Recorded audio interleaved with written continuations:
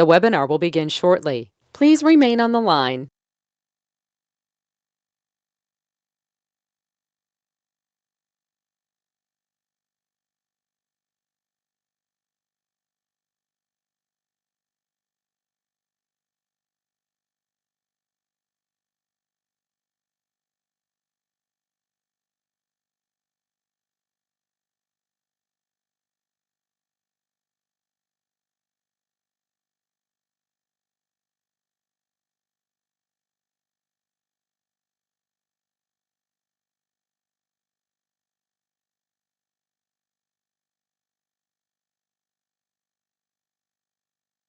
The webinar will begin shortly. Please remain on the line.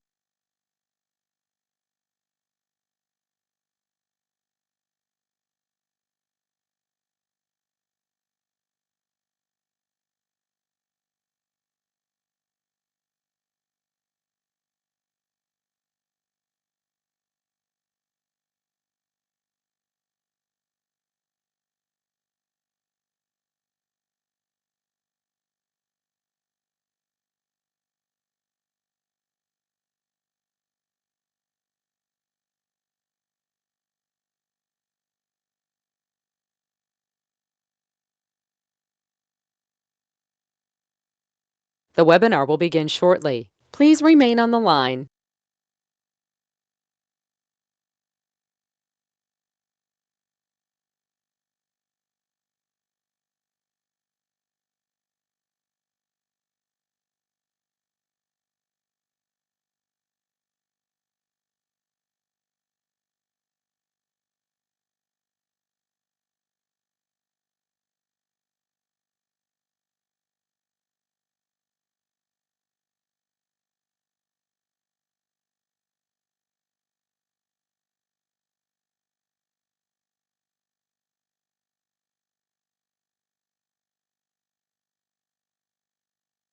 The webinar will begin shortly. Please remain on the line.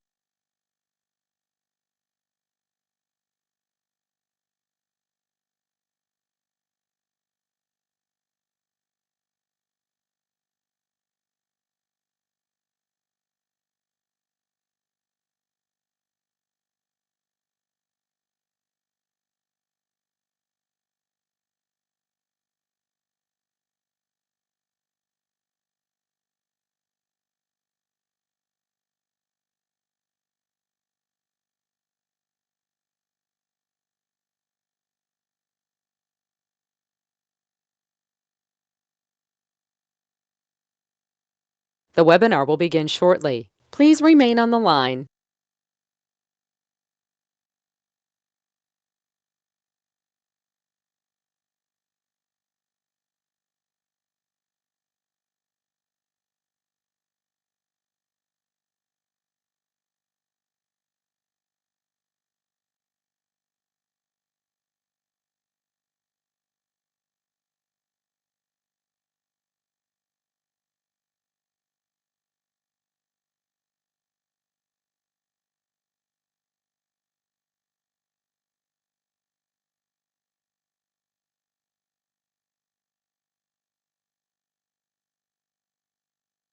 The webinar will begin shortly. Please remain on the line.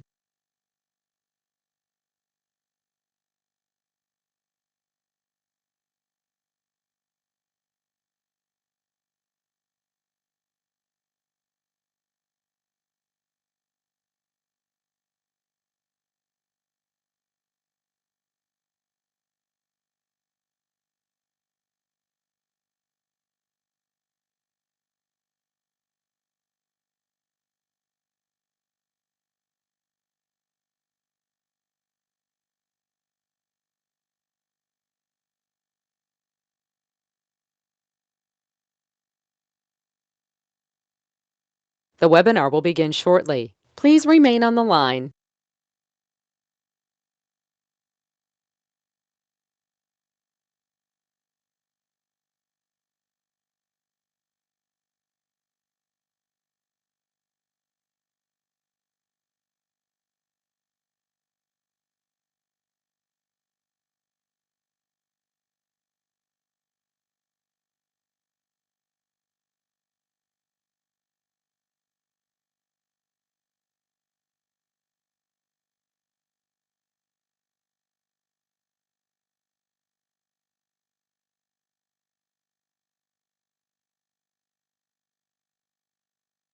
The webinar will begin shortly. Please remain on the line.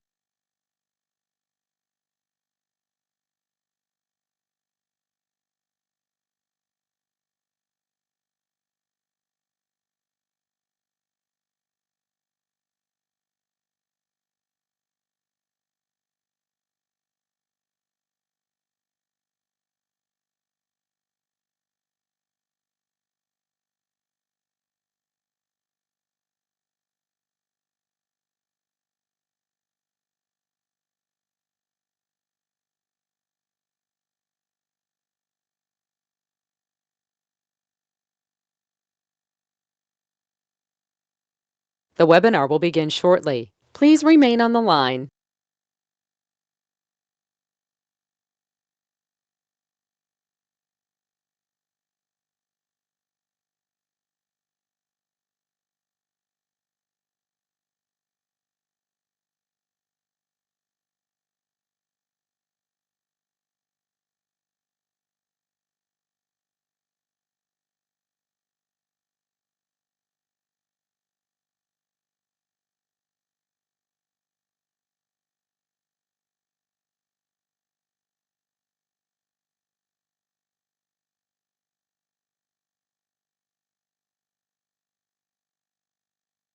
The webinar will begin shortly. Please remain on the line.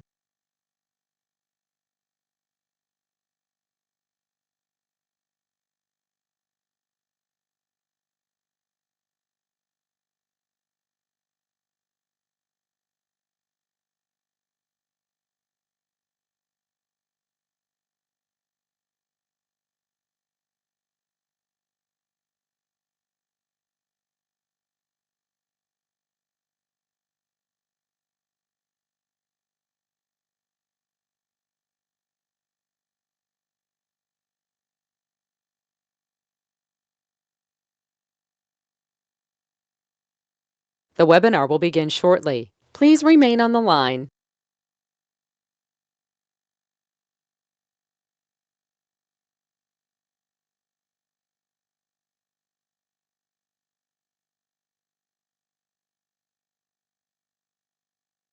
The broadcast is now starting. All attendees are in listen-only mode. All right, thank you.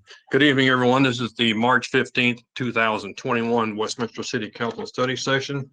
At this time, we'll ask the city clerk for the public record to go ahead and take roll. Mayor Atchison. Yes. Councilor DeMott. Present. Mayor Pro Tem Sights. Here. Councilor Seymour. Here. Councilor Scully. Here. Councilor Smith. Present. And Councilor Bowles. Here. All right, moving on to our agenda for tonight, we have our typical reports pieces from the council and the city manager. We have 4 scheduled presentations. And we also have a executive session on an item dealing with open space, what will be after the meeting. So we will try to get through our other materials as soon as we can. I'll start with reports from the city council. Councilor Scully. Thank you, Mr. Mayor. So last Thursday night, we had a Parks, Recreation, Libraries, Open Space meeting. We have gone to meeting monthly because there's a lot to be discussing.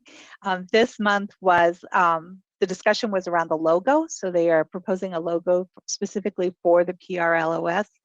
And also they reviewed grants.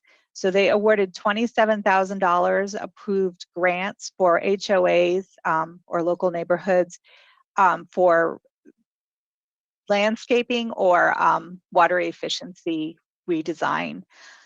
And some of the ones that were listed that were awarded their grant fees were Briar Heights, Brittany Terrace, Westfield Village, Savory Farm, Food Truck Park, which I know was a special one from the council that we wanted, and High Point.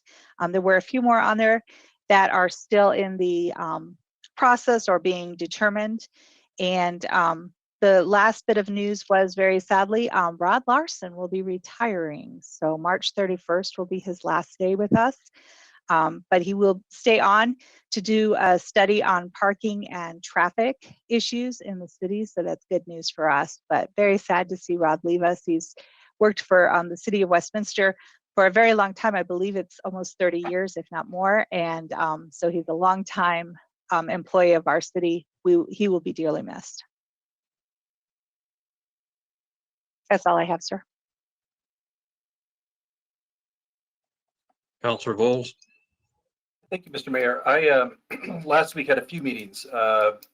Along with Councilor DeMott, the Inclusivity Board met jointly with the, or I should say the Human Services Board met jointly with the Inclusivity Board to get their input. And it was the board's intention to get input on how to make our grants for the Human Services Board each year more diverse and to reach more people and have kind of a broader reach. So they did get a few good ideas. One of them they're already implementing, which was, are these grants from the Human Services Board, are they put out in a bilingual manner? And they haven't been, and they began working on that last week. So great suggestions, and that was one of them, and they've already started working on them in ways to broaden the reach of our Human Services Board, the grants they offer each year. So I thought it was a fantastic meeting. Councilor DeMott may have more to say about that. Inclusivity Board had good ideas. I was glad to see our two boards meet like that, and they really got along great. And I think Councilor DeMott and I talked about it afterwards. It felt really positive. It felt really good, and lots of great ideas, a lot of good synergy of great positive energy. So the other meeting I went to was, or attended online, was the Planning Commission met, and it was an information only meeting, no land use issues. So I was there for the meeting, and it was about our comprehensive plan and updating it. So it was progress report from the Community Development Department, Andrew Spurgeon particularly, about our outreach and what we've done to outreach to get citizen input on our comprehensive plan. So those are the two meetings I had. And then I just want to thank our city crews who were out on the streets the last few days. This is one of the worst snowstorms we've had in what I hear 10 years or longer. It was a really bad snowstorm. In my neighborhood, we got 22 inches, so that's pretty bad. They were out working around the clock, clearing streets, and so I want to thank them for their hard work and for the crews that were out there around the clock. It had to be difficult times, so I just want to extend that thank you for their service. That's all I have. Thank you. Let's have a good meeting. Counselor Smith. Thank you, Mr. Mayor. I attended Westy PD's co-responder program that they put out last Tuesday, and it was really informative as far as the co-responder, the qualifications that are involved with that, and what they're doing and making great strides in our community. So lots of great questions that come in as well. So I just wanted to thank the police department for that. And on that note, I also wanted to thank one of our police officers who is retiring, one of our PIOs, great Westminster police officer, Luis Lopez. He's retiring this week. So his last week is, his last day is March 18th. He's contributed to our community and organizations for the past 24 years. And he served on SWAT team for 15 and was on traffic and motor for 3, and then assigned as detective for 15 years. Working on many cases, including the Jessica Ridgway case. He's also an instructor through the Westminster Citizens Police Academy, and they have had the opportunity to learn through that community course. It's such a great course. I would offer anyone to, once we're up and out of COVID pandemic era, to take part in that. I've heard nothing but professional things, outstanding things about Mr. Lopez, and I cannot thank him enough for his service that he's provided to our citizens and our community over the last 2 decades. And all I can say is that there's big shoes to fill in our police department. So thank you. Mayor Pro Tem. Thank you, Mr. Mayor. I just wanted to alert Don and my colleagues that I've heard from the Senator Hickenlooper's office, that the senator would like to do a tour of Westminster on either a project or program we're really excited about, and that could be anywhere within the next 2 weeks or the next few months. So I didn't know if there was something we wanted to highlight. I know Market Night would have been a great one, but unfortunately that's now going to be located out of Thornton. So just wanted to pass that on. If you need contact information, please let me know. I also wanted to thank our snow removal teams. That was a lot of plowing, very heavy snow. I know we were assisting CDOT as it was a difficult storm. So thank you to everybody in the city who responded, and to our police department and fire department who had to still do their work in those difficult conditions. So thank you. Counselor Demott. Thank you, Mayor. Just to follow up on what Councilor Voles spoke about, it was a great meeting between the Inclusivity Board and the Human Services Board. He kind of shared a lot of that. After the Human Services Board left, after they worked together to figure out what kind of synergies they could work on, they also did reports of some of their other areas, which they're always looking for ways that they can drive inclusivity in the city, whether that be internal to the city staff or just in the community in general. And so one of the things that they had brought up actually came out of when Councilor Smith visited a couple months back, when they used to do their inclusivity, and since COVID they haven't been able to do that. And so Councilor Smith had suggested perhaps working with Parks and Rec on a virtual cooking class. And so I hear that they are working on that with Parks and Rec. So hopefully that's something that they'll be able to do and do some outreach. So just generally continuing to find ways to do outreach and drive inclusivity in our city. Thank you. Counselor Seymour. Thank you, Mr. Mayor. Also, I want to thank our crews that are out there clearing the streets, and also thank our residents, because I saw many instances of residents helping residents as they tried to get out this morning and just couldn't quite get it. And so still this evening digging each other out, and appreciate all the patience that our residents are showing. That this is a monumental storm, biggest since 2003, and our crews are working round the clock, and they will get to you. And so if we keep helping each other out, we'll get through this the next few days. And just like other times in Colorado, the sun came out today and started melted away. So great news for all of us.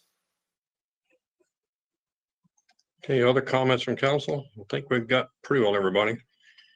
Quick follow-up.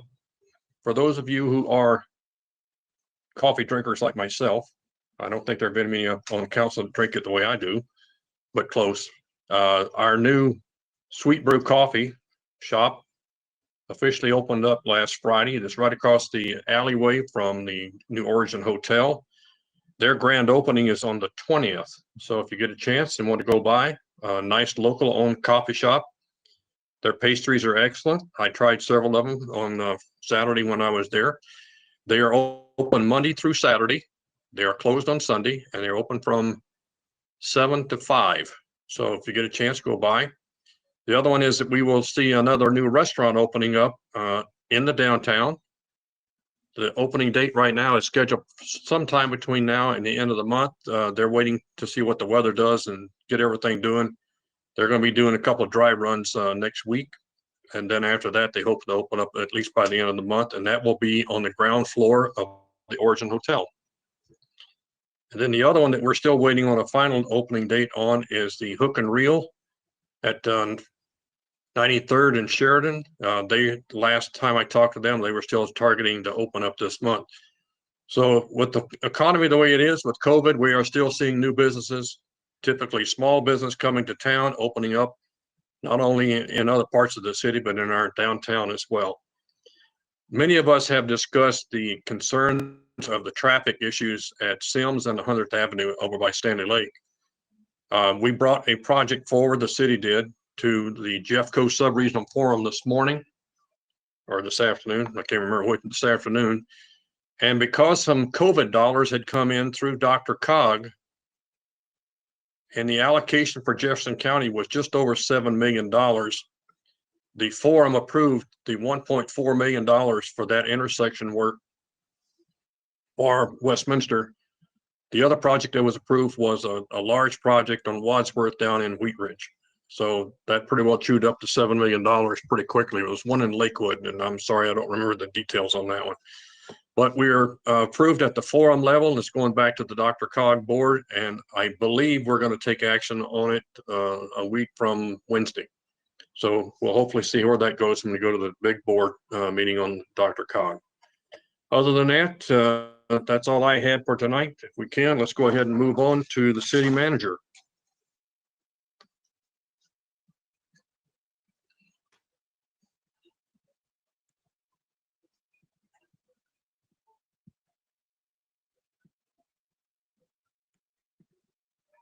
Don, are you with us?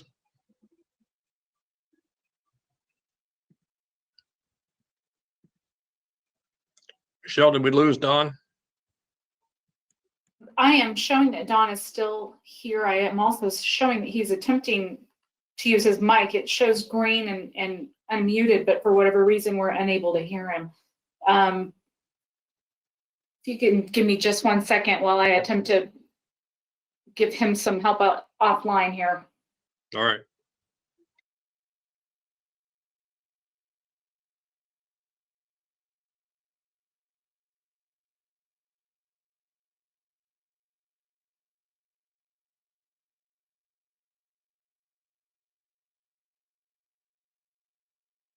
All right, Mr. Andrews, I've been asked to have you go ahead and take it for the city manager. Thank you, sir. I thought that would be the case. Joe D, are you able to pull up the presentation for this evening? We have a very brief one. Oh, excellent. Thank you. So while we're connecting Don, I have a very short update to provide. It's very exciting. It's something that doesn't usually hit the media for us with our community, but it does serve our community very directly. Some exciting news out of our information technology department in the month of March, with 3 very big foundational system rollouts. And I'm going to go through one at a time. There's a slide on each one, but very exciting. Jody, if I could have the next slide, please. I think we're working on the next slide. There we go. So this rolled out very successfully on March 2nd already. So this is now in place and in effect. It's our new fire department records management system. It's a system provided to us by Image Trend, and it replaces the old system, Alpine, which was a 10-year-old system. The fire department uses this to respond to over 12,000 calls a year. Almost 70% of those are medical related.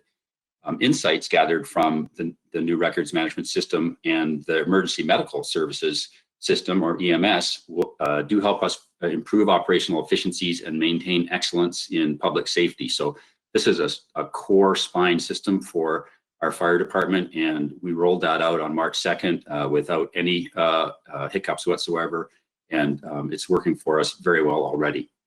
If I could have the next slide, please. This is a big one for us, and we're getting ready to roll this out. This has been many years in the making with support from City Council. City Council may recall there was a significant contract approval involved in this project some time ago now. We are within weeks, we anticipate, of rolling this out, and this is our overhauled police and fire department computer-aided dispatch system, which we also call our CAD system or our CAD RMS system. This is provided by Central Square Technologies, and it replaces our hexagon system, which was originally called Intergraph, some of you may recall, which is 2 decades old. So this is a significant enhancement for our police and fire departments and the personnel who serve our community using this system. What it does do for us, some of the key elements of our new CAD system: respond to emergent and non-emergent calls for assistance. So this is our call center. Anyone who calls 911 or our other lines, police lines or fire lines, those calls are routed through our CAD RMS system.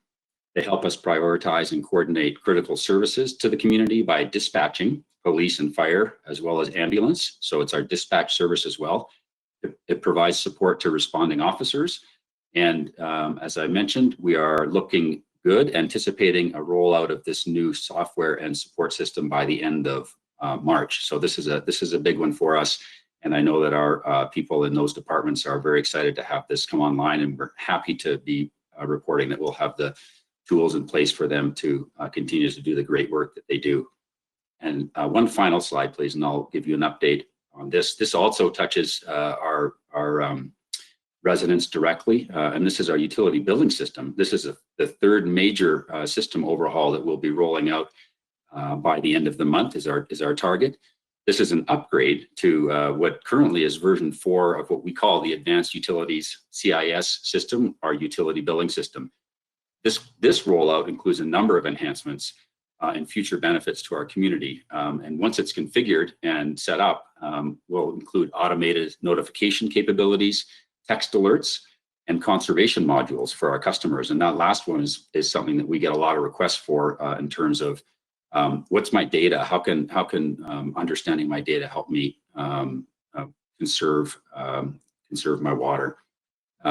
Again, we anticipate that this is going live by the end of March. So 3 major accomplishments I would like to thank. First and foremost, the support of City Council in the years leading up to these rollouts, because this has all been approved by City Council through our budget process and our contract approval process, and also to the staff that have worked very hard to provide input on these new systems and to help us roll them out. And 3 in 1 month is quite remarkable. And I'd like to thank directly our information technology people who've made this happen this month. So that's all I have. Mr. Tripp, are we able to get Dawn back online? Let's give that a try. There's Mr. Tripp. Okay, thank you. Yes, thank you, Jody, Deputy Andrews, for that report. And thank you, Council, for your patience with my tech. I'm on a different piece of equipment now, so I'm not sure my video will be the same in terms of its setup, but I'd just like to finish off by thanking all of our crews for the extraordinary work over the weekend. You've said that. I just need to reiterate it. It was a historic event over the weekend in terms of weather, and I thought our crews did a great job. I just want to make sure people understand we're still coming to your neighborhood. We haven't gotten to all the residentials yet. We needed to focus on those primaries because the DOT was not able to do as much as they might normally with their responsibilities on the interstate and state highway systems. So we elected to make sure those arterials were open over the weekend, and then also started working on primary streets today and then residentials this afternoon. So we will get to you. There's great information on our homepage, on our website, as to where we are in the moment in terms of handling this. But again, thank you to city staff, all city staff, snow removal, emergency services, communications, all the folks that pitched in to make this weekend be as painless as it possibly could, given the circumstances. Thank you. Don, before you go off, the closures that we had of the city facilities due to the snowstorm that was yesterday and today, will most of those be back open tomorrow? Yes, anything that was closed, for instance, libraries, recreation centers, those kinds of operations. Of course, City Hall has been closed, and we're still offering service remotely differently than we might have had today. We didn't close down in terms of contact with public because we're telecommuting right now. We're able to work through today and continue to provide service. But those buildings, in answer to your question, Mayor, will open back up again tomorrow. Thank you. Thank you. All right, let's move on to the next item on the agenda. Item 1, our presentation on the Police Department's National Police Services Survey results. And Mr. Tripp, who's got this one? That can go right to Chief Carlson. Thank you. All right, Chief Carlson, please. Good evening, Mayor, Mayor Pro Tem, and Council. Tim Carlson, the Chief of Police. It is my pleasure to bring to you the results of our National Police Services Survey. And I'll be very brief and turn it over to the staff and others who will do the presentation. We commissioned this survey over, well, just short of a year ago. And for a couple of reasons. We knew at the time that we did the survey, we needed to reach our community in more significant ways. And we were looking for ways to measure that and find some actionable items. And in addition, if you'll recall, early in 2019, we were still in the process of determining that last step in body-worn camera issues with the department. The issues of transparency, accountability, and trustworthiness were the items that we tried to figure out, because that was whole part of that body-worn camera system in our community as to whether that was a demand of our community. So we tried to find a way to do that and to get some of those answers. The National Research Center at Polko, which the city has used for other surveys, had a designed survey a National Police Services survey that they just started. There's kind of limited comparative data, but we found that at least portions of it measured some of the things that we wanted to look at. So we contracted with them to do that in May and June of last year. They got the data. We got most of the data back early fall, and I know council asked for some results of that at that time. We had we worked through some issues with the reporting with NRC. That was corrected, and about the time we're ready, late October, early November, we had a spike in COVID. We had a lot of other things going on, and quite frankly, it just kind of didn't take the priority at that time. Council was also dealing with a budget and 2-year thing that went into November. Bottom line is we found a schedule that would get us to this point tonight where we're able to present these results. So with that, I'd like to just acknowledge my staff that's here as well, Deputy Chief Todd Reeves, Commander Ed Hendershot, and Sergeant Trevor Matarasso, who have worked so hard with NRC on this project. I'm going to introduce Michelle Kobayashi, who is with the National Research Center, who will actually give the presentation to you. And I'll turn it over to Michelle. Hi, thank you. Was my webcam not on? Okay. We don't see you yet, Michelle. No. Oh, there you go. Okay, is it working now? Good, okay, great, sorry. Hi, thank you so much for having me here tonight. I have been here multiple times in my life. We actually, many of you may know, National Research Center has worked with the city of Westminster for more than 30 years surveying your residents. I helped form National Research Center and worked on your first survey in 1992, a really long time ago. And at the time, you know, right now it's a lot of local governments, we know it's a best practice to survey your residents and find out what they want and how they rate you in terms of transparency, accountability, performance measurement. But in 1992, there was a handful of local governments who were committed to that, and Westminster was one of those. You were one of the pioneers in terms of really measuring residents' opinions and putting that into community government decision making. And again, now with the NPSS, you're at the forefront again. I'll talk a little bit more about the development of the NPSS, or the National Police Services Survey is the full name. But we developed it in 2018, and we've been working with it on the national level. But the city of Westminster is the first community to actually administer the survey at the local level. Now, since George Floyd, we have lots of local governments who are interested in administering this survey. But you guys actually did it first, and you also actually started administering it before George Floyd was killed. And so that, again, puts you kind of at the forefront. You are people who were upstream thinking community relationships before a lot of the other communities across the nation started to think about how to make this more community-centered policing work. So just wanted to applaud you in terms of you guys being kind of at the forefront of this movement. Next slide, please. Next slide, please. Okay, thank you. So COVID has really turned our world upside down. It's affected our communities physically, but also economically, emotionally. And we've seen like a big chasm across our nation at the national level and the community level. And that is somehow, along with the death of George Floyd, has really made our communities, at least some communities in the nation, in areas of conflict. And so we kind of have a national challenge right now of how to heal our communities and also how to help to get police departments and residents all on the same page in terms of community policing. Next slides, please. But you know, those of us that have worked in local government for many years knew prior to May of last year, there was already issues within community policing. We knew that the budgets had shortfalls. One of the things we know from doing the National Community Survey with our huge national database is that over and over again in almost every community, the #1 issue in all communities people feel is important is community safety. And that was already a problem. We also know that there are hiring challenges, getting people to be police officers in the communities, stay in communities, was getting harder and harder. One of the things we noticed ourselves with our National Community Survey is when I first started doing it 25 years ago, we would always go into you know, presentations and say, always in every community, the services that score high are fire, police, trash, and library. Well, I started noticing in the last 10 years or so ago, that wasn't true in all communities. In some communities, the police were still getting rated very high, like the firemen and the librarians. But in other communities, we started to see really low ratings. So we started to notice that discrepancy across the nation. At the same time, we do a national employee survey. It's a survey of local government employees and talking about their engagement, job satisfaction, things such as that. And what we found across the board in almost every community I went into is police officers tended to be the least satisfied and least engaged in a lot of organizations. And so we started realizing there's something happening in community policing. So we developed the National Police Services Survey.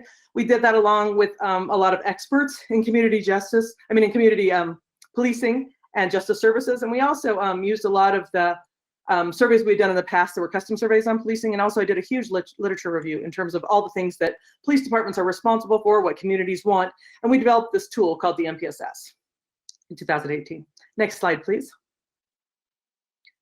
So the goal of the NPSS was we wanted to assess resident perceptions of community safety, to dig deeper than we do in some of our other surveys about what issues they feel more safe in and which things are more frightening. We wanted to measure the quality of police-resident interactions, evaluate the quality of public safety, measure public trust, and identify some public safety priorities. So we had started administering the survey last spring.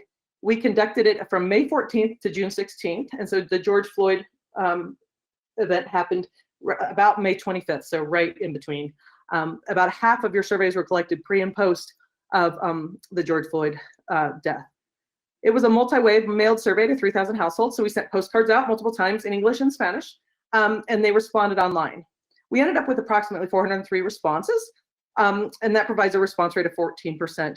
With the sample size of 400, that usually means we have a confidence interval of 95%. So you get plus or minus 5% around any of the survey data. We have this scientific survey that I'm talking about, which was our representative sample that we did throughout the community. We also opened up the survey when the scientific survey was closed and allowed anyone to complete the survey if they wanted to. And then so we could also have that kind of information. So we have more of that public outreach component as well as the scientific survey.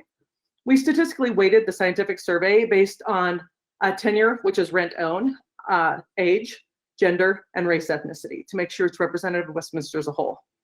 And then in the report, and we're going to talk more today, the benchmarks that we compared you to at the time were data we had from the national sample, which was collected in 2018. We now have data from 2020, and so I'm going to give you some insights to the way you scored in comparison to more recent data that we have about community policing across the nation.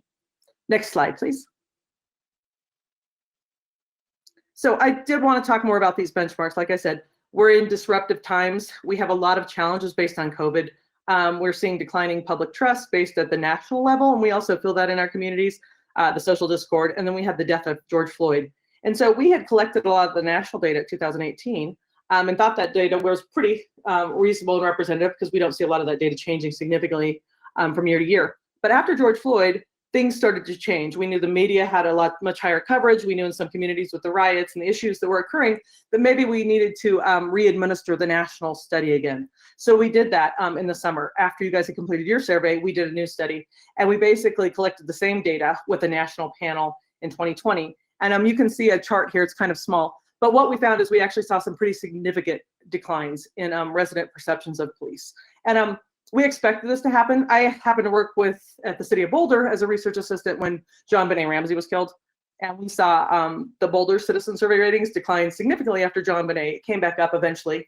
But we know that what's happening in the media, at the community level, at the national level, can influence resident perceptions. So in 2020, when we did this panel, what we found is we're seeing drops of 15 to 20% in satisfaction and trust than we had seen prior to George Floyd's murder. So I will give you the context. I'm going to show you the data that we had at the time we did your report, but I also am going to comment about how you would compare to the new 2020. Now, again, your data was collected split ballot, half before May 25th and half after. So the true comparison might be a little bit difficult, but I'm just trying to give you some context to try to interpret what it means in comparison to the nation. Next slide, please. So the topics we cover on the MPSS is community quality of life, the sense of safety.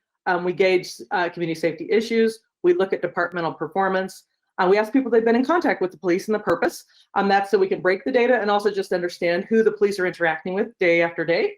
We look at the police officer performance. So for people who've had interactions, how did they rate kind of the satisfaction with that specific interaction? And then we also look at some community safety priorities.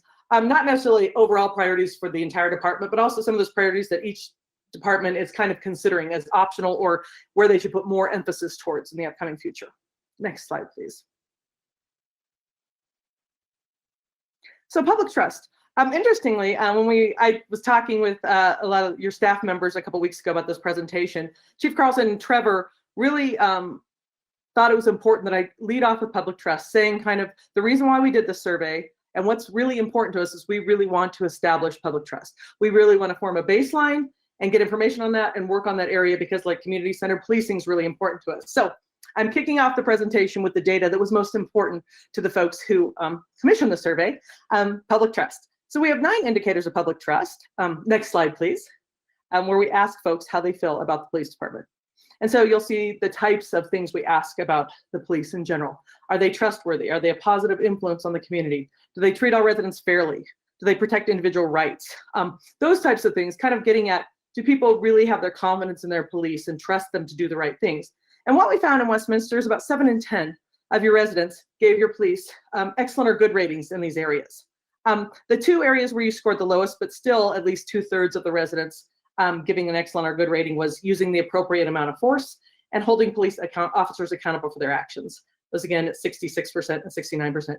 These ratings, according to the 2018 benchmarks, were similar to the nation, but I'll show you a comparison in a minute to show you the 2022. Next slide, please. And so here we have, basically for all those 9 ratings, you scored similar to the nation. However, if we actually scored you versus the 2020 benchmarks or the late summer 2020, all those scores would be above the nation, just because the nation has dropped because of what's been happening at the national level. Next slide, please. We also looked at the quality of police services. And so we asked a number of questions. I think there's 17 different questions as well as overall quality of police services to see how the residents rated the quality of what's happening in the community in terms of public safety and law enforcement. Next slide, please. And what we found in terms of overall quality of police services, you're getting more than about 80% of residents rating the quality of police services in Westminster as excellent or good. That's similar to the nation. Next slide.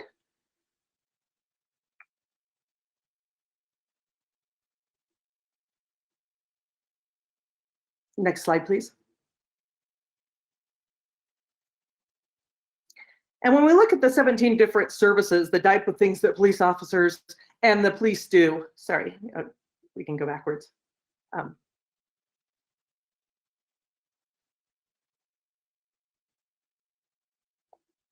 Can we reverse slides, please? The one before.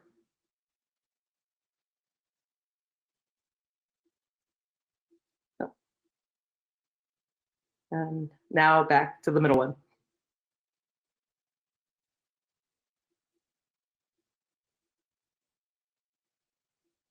There it is.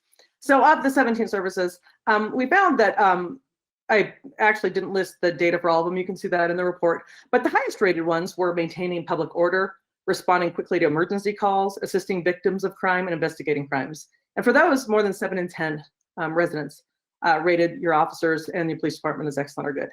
The lowest rated services provided by the police in Westminster, and these were all rated by fewer than a majority of residents as excellent or good, are showing citizens how they can work together to make their community safer, dealing with the homeless population, enforcing nuisance code violations, and working with people in their neighborhood to help solve neighborhood problems.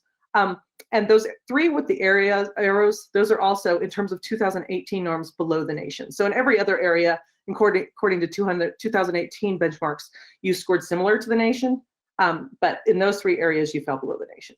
Next slide, please.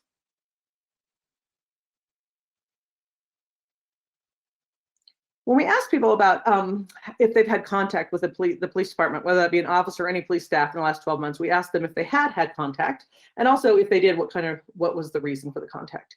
And what we found is you had about half of your residents saying they had contact with the police in the last 12 months. This is similar to the national average. We see about 50% of residents ever saying they have contact with the police. The most common reasons that Westminster residents had with their police were they called or sought help from the police, a casual encounter, they chatted with an officer on the street or at an event, or they reported a crime to the police in your community. Next slide, please. And then we asked those folks their ratings of that interaction, because it's one thing to have a perception of how the police act and behave, but it's nothing to ask folks who actually experienced it recently how their experience went. And what we found is about 3/4 of your residents scored the officer or staff member as an excellent or good in terms of treating all people respectfully, fairness, their knowledge, and being timely. And when we asked them their overall impression of the police staff member, 82% gave the police officer or staff member a rating of excellent or good. Next slide. And again, going to compare, if we compare you to the 2018 benchmarks, what we found is in 21 of the areas, you were similar to the benchmark, and 3 you were below the norm. And that was those slides back when we were talking about residents working, police working with residents in their neighborhoods to make their areas safer, and the homeless population rating. But if you use the more recent benchmark comparison from the summer 2020, you would be above the nation in everything except for the 3. And the 3 you would fall below based on the new benchmarks are nuisance problems, showing residents how to work together to make their neighborhood safer, and traffic enforcement would fall actually below the nation. So just, you know, slight changes in ratings based on the national benchmarks. Next slide, please. So perceptions of safety. We talk in the survey about officers. Are they doing a good job? Do we trust them? We also want to talk about the communities people live in and what areas they feel safe, and what areas where they feel like maybe more intervention is needed. Next slide, please. So in terms of the overall feeling of safety in Westminster, we get about 84% of the residents taking the survey saying they feel the safety is excellent or good in the city of Westminster overall. Next slide, please. And we also asked them about specific places because, you know, there's an overall feeling of safety, but also depends where you are and what time of day it is. And what we found, people feel quite safe in their neighborhoods, with over 9 in 10 saying they feel very safe or excellent or good in their neighborhood at that time of day. Then that drops down about 20% at night, but still 7 in 10 feeling safe.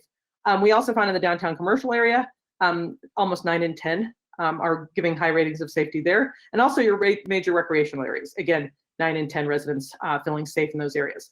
The lowest ratings in terms of safety we see are the downtown at night, where you fall a little bit below 70%. And then the major recreational areas like the parks and the trails. That's where you get about 60% safety rating in the city. Next slide, please. We also asked about 34 different issues that communities, that are safety issues in communities where police are kind of charged with the responsibility sometimes of helping out. And here we have the percentage of people saying this is a major or a moderate problem in the city of Westminster in the last 12 months. And so the highest scoring crimes we get in your community are traffic problems, burglaries, and thefts. Those are about 50% of residents say that's a major or moderate problem in the community. And then 45% say homeless transient problems are. 41% say drug abuse is a problem. And then we get to the lower tier, we get more like 30 to 40% of residents saying it's a problem. So residents not knowing enough about public safety issues, DUIs, and school safety. And then some of the other problems we see that are somewhat common to at least a third or more of residents are litter, domestic violence, and fraud and identity theft. I put a little plus sign across on the areas that you are above the nation or better than the nation. So not above in the problems, but better than the rest of the nation. So even in some of these areas where you actually have more residents saying it might be an issue in the community, you're scoring better than the nation. So in terms of drug abuse, driving under the influence, domestic violence, and fraud identity threat, you're still doing better than the rest of the nation here. Next slide, please. And so in terms of the benchmarks here, if I compare you to 2018, and we didn't see as much changes in terms of community safety as we did the trust and the quality of police services changing in 2020. But what we found is in 25 areas, you did better than the nation. In 17 areas, you did the same. And there were no areas where you were actually lower than the nation in terms of the crime in this community. And if we compare you to the 2020 data, again, like we said, there's not a lot of changes, but you would have had 27 more of the areas positive and 15 similar. So still a very similar picture of you having less crime or residents thinking there's less crime or issues in your community than we see nationally in most places. Next slide, please. So even though we're showing these data where we're showing, 80%, 75% of residents giving high ratings to the police, we know that in every community there are disparities. There are groups of individuals that don't feel the quality of the police services is high, and they don't trust the police as well. So we actually, as part of this report, we not only look at what the majority and what the overall ratings are, but we also like to break the data so we can see what groups in the community might feel less connected to the police. Next slide.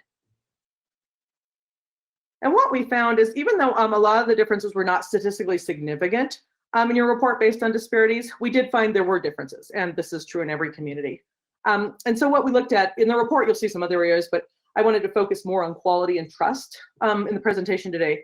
And what we found, and we find this across the nation, is older residents are much more trusting of the police and think they do a better job. The younger residents, there is a significant difference in the way younger residents across the nation and in Westminster view police. We also found that residents who lived in 10 and 70 had lower ratings of the quality and trust levels and higher ratings of crime than other residents in the other beats in the city. We found that the males were more supportive and trusting. We found that residents who live in single family homes were more supportive and trusting.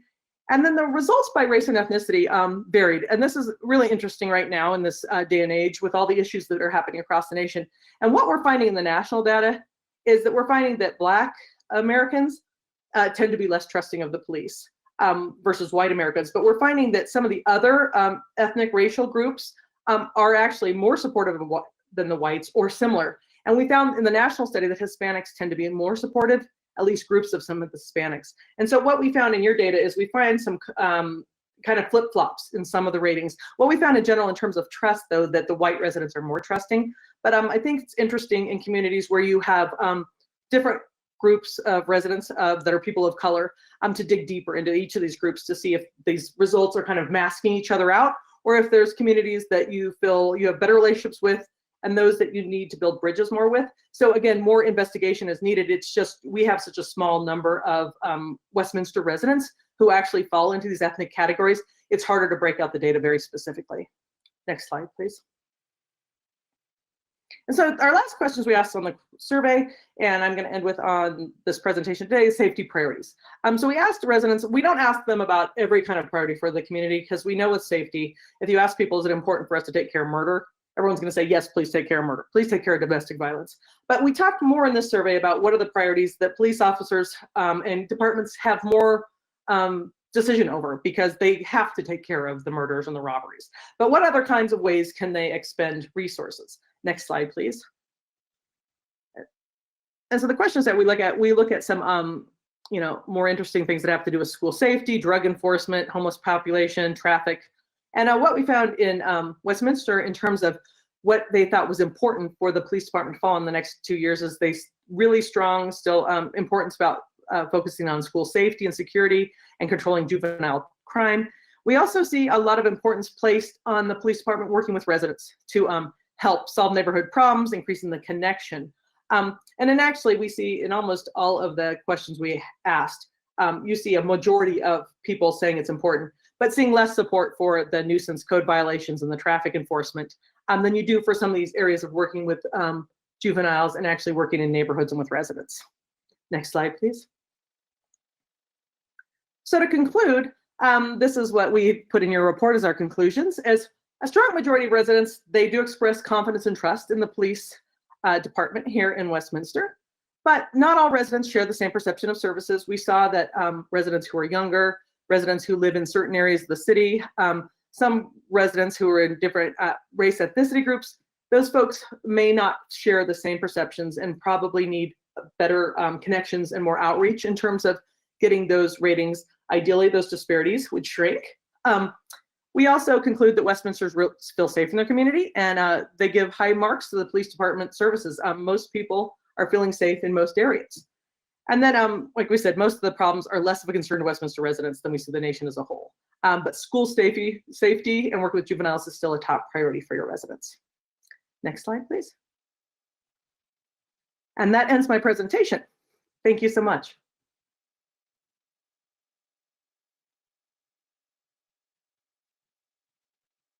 Chief, you have any follow-up?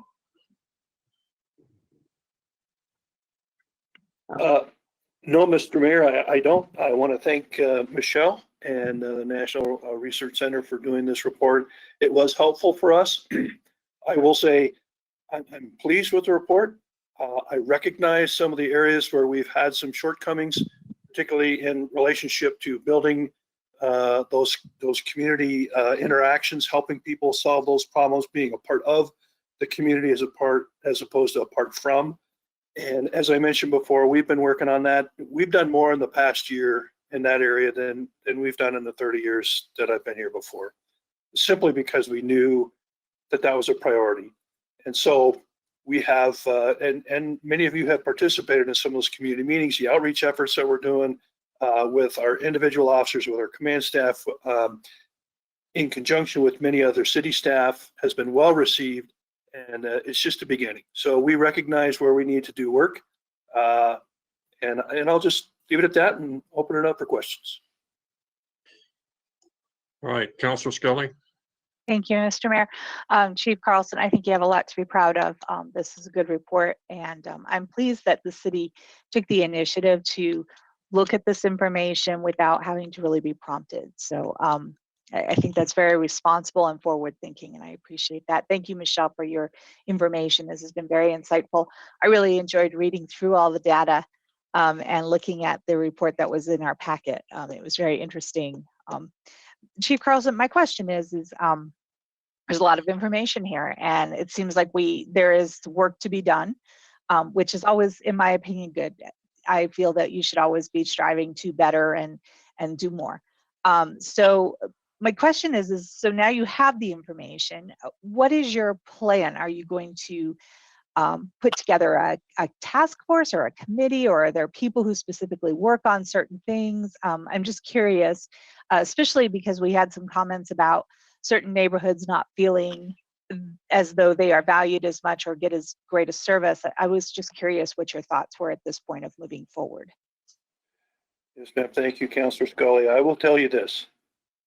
As of May of last year, even as this survey was being conducted, we, and I've informed council about this once or twice, but we engaged in a strategy that has 5 parts. And we have been working this past year on those 5 pieces of our strategy. The number 1 piece in that strategy is community interaction and communication.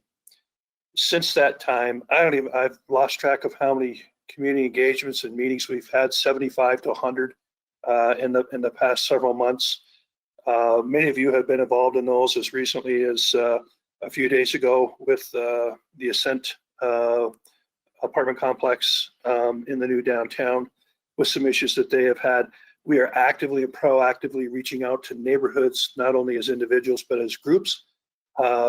Specifically, when there are criminal events in the neighborhood, we are taking a proactive measure to make sure that people understand what happened, what our response was, why we did what we did, to answer any questions, build those bridges, bring people back in, give them an avenue to talk to us and communicate with us. And then we've done a lot of proactive work with some of our minority communities in some of the areas of the city that were demonstrated in this report. It's interesting to me that those 2 beats that you talked about, and there's a map in your report that shows where those beats are. We have 7 that will be broken down in the city. It's very interesting to me. Beat 10 is way in the southeast corner, very small, and beat 70 is in the way northeast corner. The disparity, or the difference, I guess, between those 2 communities in Westminster is actually pretty dramatic. And so that was a very interesting finding. And I think Michelle can speak to this, but there's limited data because we got limited responses from those 2 areas. So I'll be very interested to see, as we move along, do some of the strategies that I've talked about, what this looks like in a year and a half or 2 years when we take this survey again. Hopefully we can get a little bit stronger response. But the implementation of those 5 strategies in that number 1 piece of community engagement and interaction has been something we've been hounding on for the past 10 months, and we've already found results, and I'm very pleased with that. I don't know if that answers your question, but that's what I would say. It does answer my question, and I do recognize that you have spoken and addressed certain strategies. I appreciate that. I very much appreciate the focus on the cameras and your grace in working to meet those mandates. I really appreciate that, especially with the co-responder program, which I think is just outstanding. And you and I have had some personal discussion on that, as well as I've been able to talk to Deputy Chief Reeves. Front Range is actually looking at developing a co-responder program. It's in review right now, so I don't want to put too much pressure on the college, but they recognize that this is a need, and we have specific programs that train police officers and dispatch personnel. And so we're looking at that, and I've appreciated all your assistance on that. So thank you, Chief Carlson. Nice work. Thank you. Mayor Pro Tem. Thank you, Mr. Mayor. Wonderful presentation, fascinating data. It does kind of give me a sense of pride to know that Westminster was the first, doing this. It really says a lot, Chief, about your leadership and your team's leadership, really wanting to understand our community and how we're perceived and how we're providing services. So thank you for that. You kind of beat me to the punch. I was going to ask you about 10 and 70, and if you had any thoughts as to how such geographically removed communities, if you had kind of an impression of what that was about, but it sounds like you're going to be reaching out directly to the communities. And I don't know if you want to. Yeah, yes, and I would throw into that, we have such a wide variety of neighborhoods in our community, and we've been reaching out to whether they're HOAs or specific groups we know in some of those areas to try to engage with them and ask some of these very hard questions, right? Some of these very honest questions. What is your perception of the police, even if we're not there for a specific reason as far as a criminal event in the neighborhood or anything? But those two beats give us very interesting. It is just fascinating if you just look at the data. It really is. But we are making some strides to reach those communities the same way throughout our community. Either it's through one-on-one interactions, small groups, or through our neighborhood watch groups, or through the homeowners groups, or through the business groups. And we've had great success throughout the city. This helps us identify some spots where we probably need to do a little bit more work. And it sounds like you're really focusing on the one, I believe you said in the 3 different areas where we maybe did slightly less than the national benchmark. When you compared to 2020, were code violations, I think traffic enforcement, and then working with neighborhoods. Of those 3, when looking at what crimes our residents prioritized as high priorities that they wanted enforcement on, I believe, maybe I'm wrong, but I believe traffic enforcement and code violations were kind of in that lower quadrant of Right. ones. So it sounds like you're connecting with that neighborhood engagement was one that was still prioritized. I just wanted to real quick acknowledge one of my colleagues. Councillor Voles, since the moment he's gotten on council, has really wanted for us to expand our outreach in neighborhoods. I mean, he has talked about communication and outreach in neighborhoods. And it's really something that I've learned a lot about since his leadership on council. And I'm really impressed. I somehow did not realize we had done so many meetings, Chief, within the neighborhoods over the last few months. I would ask you, please continue to invite all of council when you're doing these. We really do want to be present in those meetings and help be part of that conversation. So thank you very much. And thank you for the curiosity and the desire to always serve this city better by understanding perceptions. I'm very impressed with this. Councilor My DeMott. final question, I apologize, Mr. Mayor. Will this, the results of this be posted on the city's website so folks who are curious will be able to go and look at the data themselves? Yes, I can't remember what we talked about of how to get it out there, but certainly this is all public information that we want our citizens to see. So we'll be working internally at the PD as well as with our communications division in the city to post this information so anybody can look at this at any time. I think it would be really great to have that, and shows that we're committed to transparency and self-evaluation. And I'll see. Sorry to talk so long. That's okay. Thank you. Thank you, Mayor. And thank you, Chief, for this presentation. A couple things that I would say that are more comments than questions, and then I have a couple questions. since before even I was on council, the amount of outreach that the Westminster PD does, I think, is pretty extraordinary. And so the fact that we're finding ways to do even more, I really truly appreciate. Especially in these trying times, I've been able to sit through some of those meetings, such as the Scent one, and see what your people are working on to make sure that you're connecting with the community in the hard discussions and the more happy discussions. And whether it be in the past when we were able to do things like Latino Fest, I've seen your people out trying to make connections to the community. A big kudos to Deputy Chief Reeves. I know that he's done a lot with Inclusivity Board as well as you have. I feel like I've seen you guys there as much as I've seen you at council meetings in the last year or so. So I really wanted to say how much I appreciate that work. I know a lot of police officers across the metro area, and we have a very good reputation, both our officers and just our department in general. So, just pass that along for me, that I appreciate all that they do. Couple things real quick. One, how with the negative persona or perception nationally that we've seen in the media with some of the situations that are unfortunate, such as the death of George Floyd. I know a lot of officers who, morale just in general in that your line of work has been rough. I see a lot of wins in this. Are we making sure that our department sees how much the community appreciates them and making sure that they see the wins in this? Yes, is the direct answer. We are constantly talking about that with our people. In fact, I was just in roll calls again this week, reaffirming to them what I'm hearing in the community, number one, what you all have been saying about them all along for the past year, reaffirming to them that they have the support in the community.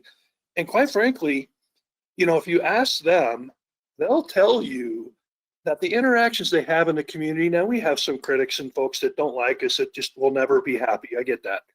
But if you ask our cops about the most of their interactions in the community, you will find that most of them find that most of our community is very supportive of them. And they tell them that, and they talk to them about it. So they feel very affirmed, for the most part, as much as you can in this business, by the community. And what I wanted to do through this survey was kind of understand that the national narrative is the national narrative. But what do our people in our community think of our cops? And so I think this was very helpful to identify that. So this is one of those objective measures, kind of to your point, Councilor DeMott. We can talk about these things all we want, but they're kind of subjective. But this is a really good objective measure. So our plan is to, in fact, tomorrow, roll this out at our command staff retreat, and then also get this out to our cops to let them know what the community is saying about them. That's great. And I super appreciate that. The last thing that I would ask you, obviously you did this survey because you want to improve, which, that shows good leadership, that we want to continue to improve, even though, we're meeting a good benchmark. We always want to do better, to Councilor Scully's point earlier. From our perspective, or from your perspective, what are the biggest roadblocks that are going to help or stop you from being able to achieve better numbers in the areas where you want to focus? Is there anything from a council perspective, budget wise? Is it stuff that's going on at the State House? What are the things that we're kind of focused on? And maybe this is something to take away to think about, but I would be curious how we can support you in whatever those efforts are, so that if council can help clear any of those roadblocks to make you guys an even better department, that we're doing that. Thank you, Councilor DeMont. I appreciate that. I would say the support that you have given us openly, verbally, and repeatedly in public settings has gone a long, long way to our people. They know what you're saying, and they know by how you carry your business for us in the city. A good example is recently council voted an oppose unless amended on Senate Bill 62 that's currently in the State House. There's larger issues there too, but to your point, council's standing up and making a statement on something that is a direct impact on the officers and our community safety again, is a very loud and clear message that our people hear and that they see. So I guess that's, and you know, we can always use more stuff and we can always use more people. Of course, you know, every department would say that in the city, and there's limited resources. So we are engaged in putting our resources in the right place, in the right way to achieve the goals that we have outlined here, and what we want to do in the next year or two.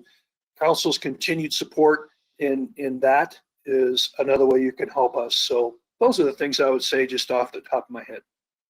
Great. Thank you very much, Chief, again for this presentation. I appreciate it. Counselor Vols. Thank you, Mr. Mayor. I also, like my colleagues already have stated, this is a really great presentation. Lots of positive information here. So thank you for sharing this. I know that in my own case, we had an incident here in my own neighborhood, Highland Greens East, where people were concerned. And I have to say that the police department were so willing to work with our neighbors and with our HOA and our HOA board. And they came in and we hosted a meeting right here.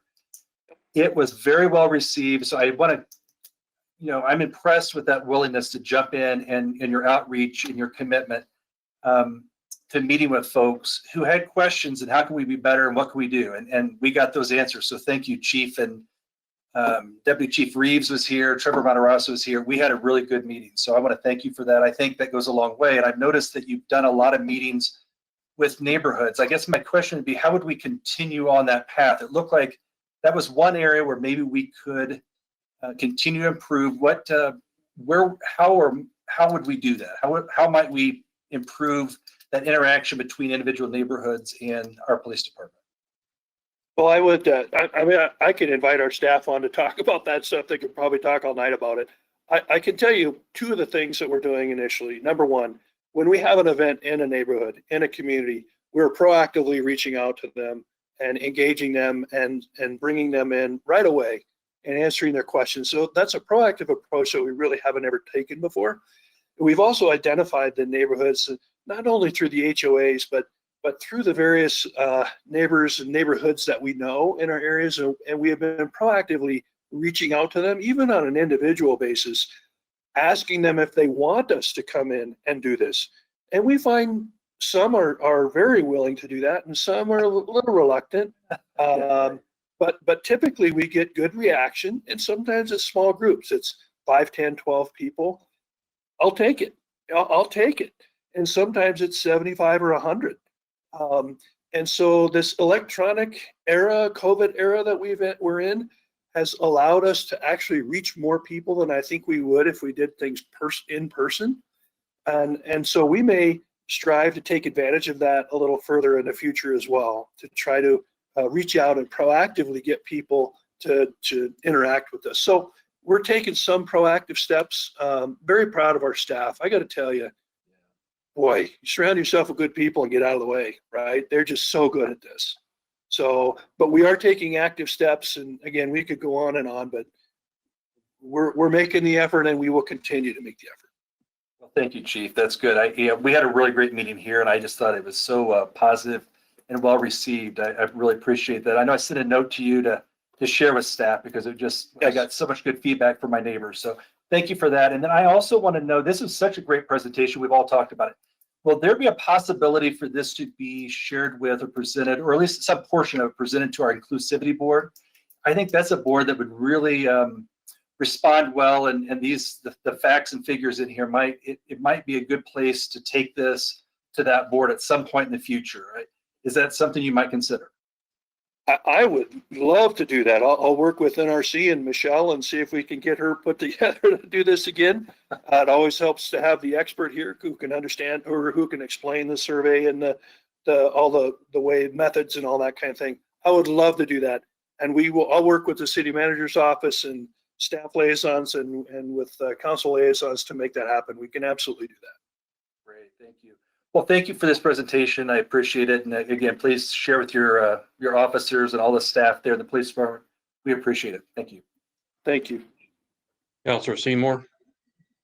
Yes, a quick question for Michelle as far as the data and breaking it up by by beats. And I also too wanted to throw this out. Some of our residents may think we have 70 beats, but we have 7, and it's just they're 10, 20, 30, 40, 50, 60, 70. So yeah, that clarifies it. So it's not as drilled down. But on the survey, when we started breaking down by beats, did you get enough information to make that part statistically valid between the beats? And so we do have it broken by the 7 categories, and some are larger and smaller. The ones that we talk about in the report that we say are more significant, we do think 10 and 70, there's definitely trends there. Are we perfect estimations on those? No, because once you get to fewer than 100 people, fewer than 50 people, the margin of error is wider. But we do believe, even with the smaller numbers, there are definitely differences in 10 and 70. If you look at the cross tabulations of the beats in the report, if you see some differences in some of those other beats and see that it might be 10% off or something, but it's a smaller sample, we didn't mark those because those could be by chance alone. But we do believe there's a little bit in those areas that we can dig deeper. And again, it may be that there are differences in crime rates and services there. I would also, overlay that information with some of the census information you have for those areas and also the crime data. Because one of the things we talk to people about is perceptions, it's not always reality. And we always actually give the example in community policing that if people feel like an area is less safe or they feel the police is less trusting, is it true because there's more crime and they are having different experiences, or is it a perception issue? And how you address those issues will be important in terms of, don't put a new officer there to walk the beats if it really is we need someone to actually educate the residents, or we need the residents to work with each other more.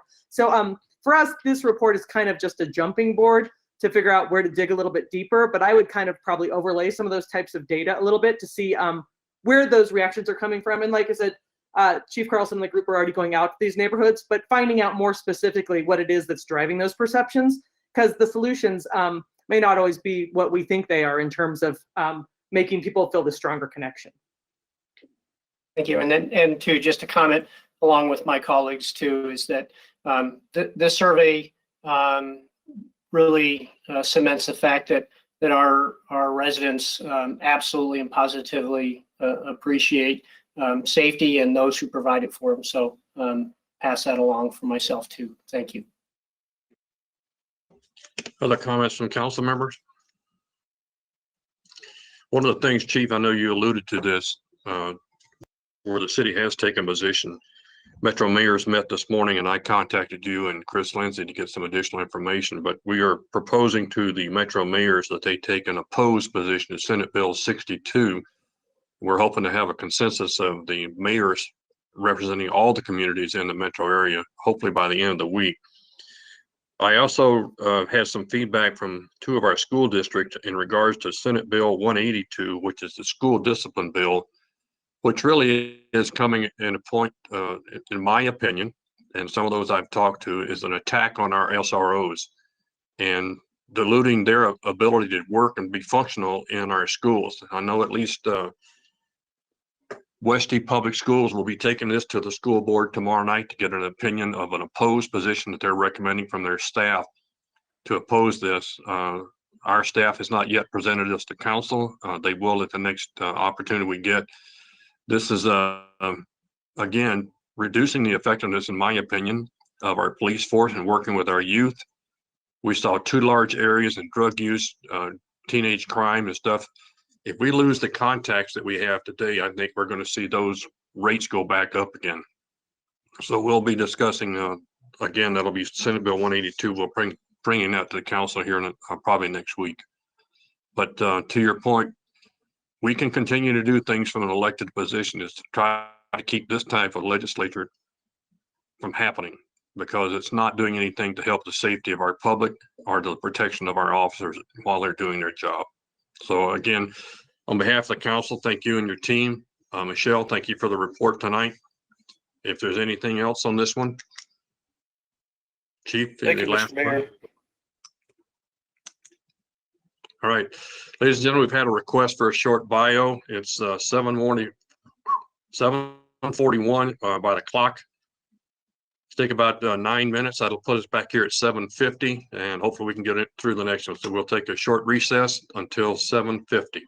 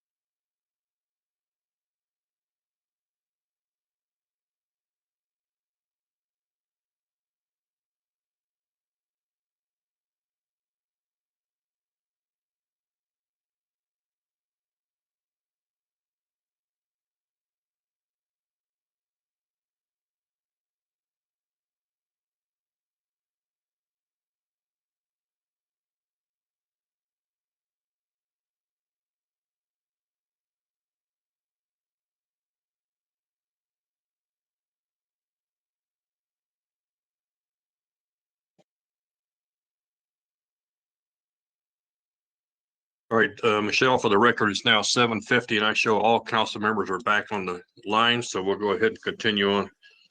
Mr. Tripp, looking ahead at the calendar of events we have for tonight, the next item up is the water supply plan. Before you start that, can you give me an idea of how long you think you're going to need for the COVID discussion?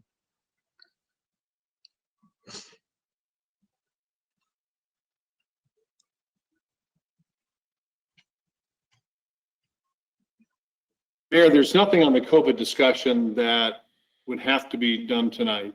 And I think if we did have a COVID discussion, it would be 10, 15 minutes at the most. All right. Because I think item 3 is going to be our longest discussion item tonight. I'm going to move the COVID thing up. So if there's anybody that's involved at that doesn't need to stay around for the last, we can go ahead and release them when that's up. So we'll take item 4 after the water supply plan, and Katie, it'll probably be a short discussion. Let's go ahead with the water supply plan now, if Dave, you can. Yes, Mayor Pro Tem, council members, I'd like to bring Max Kirschbaum up. He'll introduce both of the water issues this evening. Max. Thank you, Mr. Tripp. Good evening, Mayor and Council. As we begin this evening's presentation, I'd like to ask Sarah Borgers, our Division Manager for Water Resources and Quality, to join me.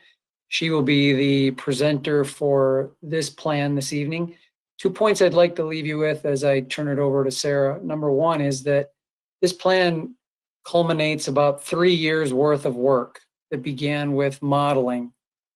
Secondly, all of this work has been in conjunction with the development of the comprehensive plan that community development is nearing completion on as well. And this plan is one of the Westminster forward plans. With that, Sarah, I'd like to turn it over to you and I'll join you at the end. Great. Thank you, Max. And Mayor Pro Tem and City Council, I'm actually really excited to be here tonight. As Max mentioned, this has been a lot of work and sweat and went into this project, and we are super excited to be here to share it with you. Before I get into it, I want to first introduce a couple of people. Andrew Spurgeon is on the line with us. You know him from the comprehensive plan. This was a very close coordination between the water supply plan and the comprehensive plan, so he is available here to answer questions if those come up. And then also I want to make sure and introduce Megan Orloff and Drew Beckwith. Megan Orloff is a senior water resources engineer in public works, and she managed most of the heavy lifting of the modeling effort that went on. And Drew Beckwith is our conservation guru, among many other things, and he is his fingerprint is definitely on this project as well. So with that, if we could jump to the first slide.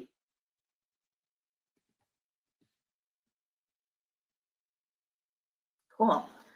So before we get into the details of the water supply plan update results, I wanted to run through the key takeaways we found from our analysis.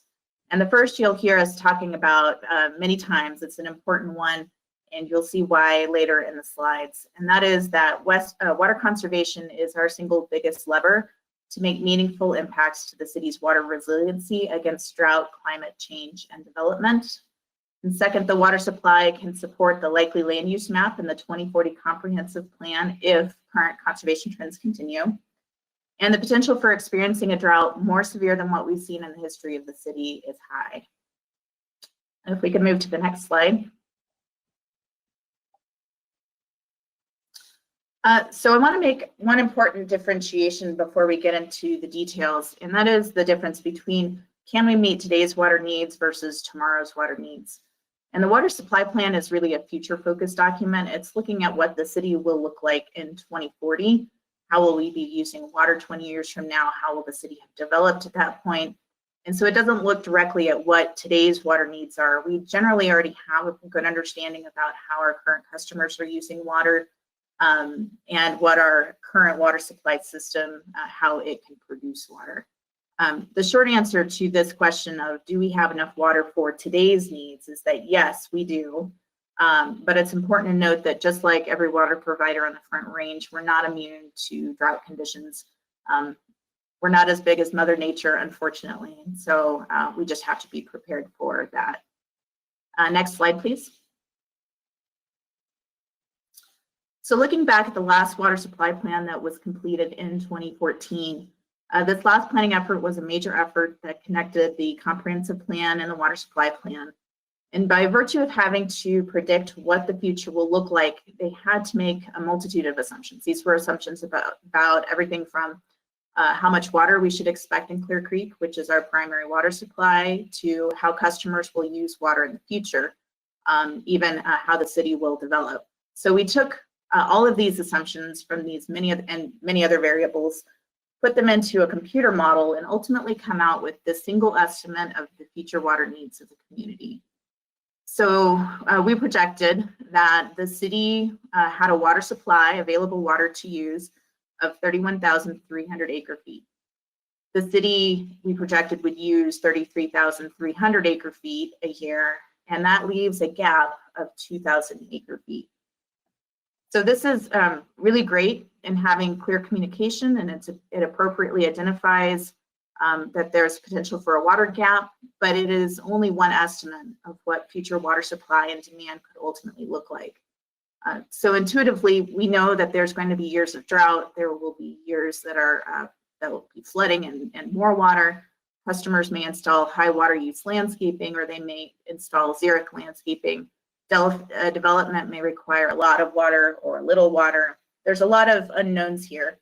And so one of the major goals of this water supply plan update, other than the obvious of making sure it remains in line with the update to the comp plan, is to more fully flesh out how vulnerable the city's water supply is to these different variables. Next slide, please. So looking a little bit more deeply at the goals we hope to accomplish with the water supply plan update, we're constantly looking at issues around the water supply plan, and details are getting evaluated frequently, but doing this full update of this type is a really major effort. And so we only want to complete this review really when there's a comprehensive plan update going on. So we do it in time with that. Of course, our primary goal, oh, I think we're on the wrong slide here.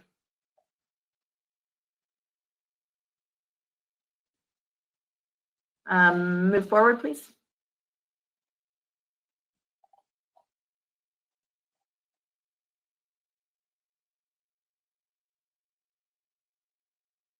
Move forward one more.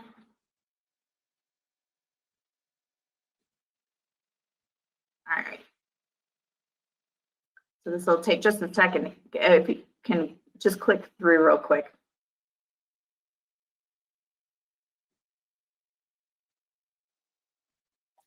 So I'll keep on going here. It'll catch up with me. Let's see. So one of the primary goals of the update to the water supply plan is to ensure that water supply plans aligned with the updated comp plan. It's evaluating out to 2040 time horizon to be in line with the comp plan. And it's important to note here as well that we assume that the entire city is developed. There is no remaining undeveloped parcels in our modeling, and in some cases there are assumed redevelopments. This is why you'll hear staff say that a development doesn't necessarily impact water supply planning unless there's an amendment to the comp plan that changes a water supply planning assumption.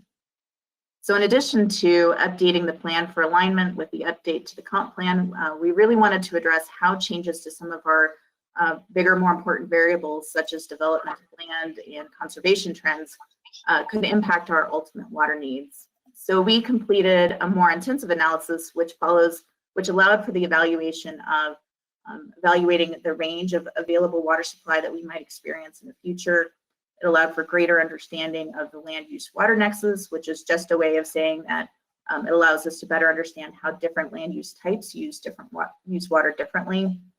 And then understanding the risk of significant drought more thoroughly, as well as having the opportunity to evaluate climate change modeling.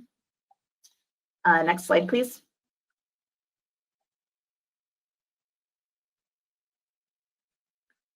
So this update to the water supply plan was really, this was exciting for us. We were able to utilize new and emerging technologies and methodologies that just weren't available in 2014. We ran millions of model runs instead of just one.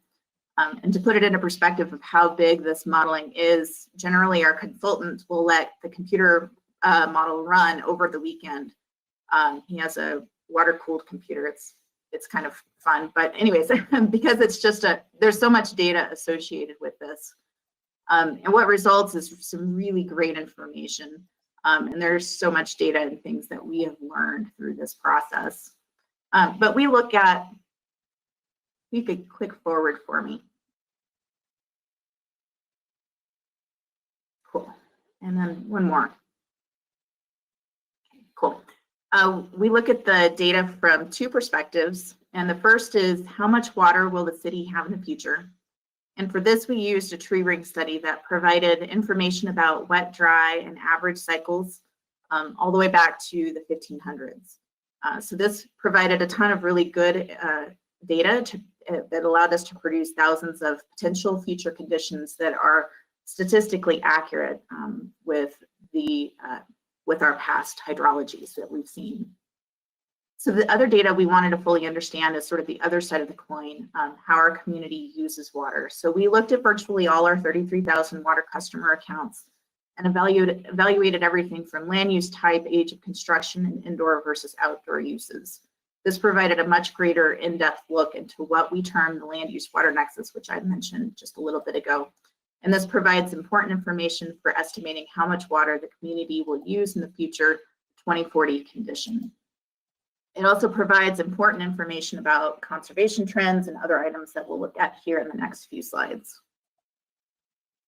All right, next slide, please. So we looked at three primary variables, and those are development and redevelopment, water conservation, and climate change. And next slide, please. So answering the question about, can we move to the next slide?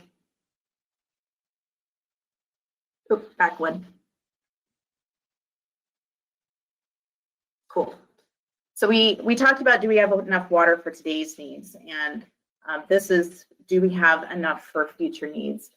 And it's yes with several caveats. And so if the city continues to invest in infrastructure, if the city is successful in water rights legal matters, if we continue, if water conservation trends continue, and if we don't drastically deviate from existing land use plans, then yes, the city will have enough water for the 2040 time horizon.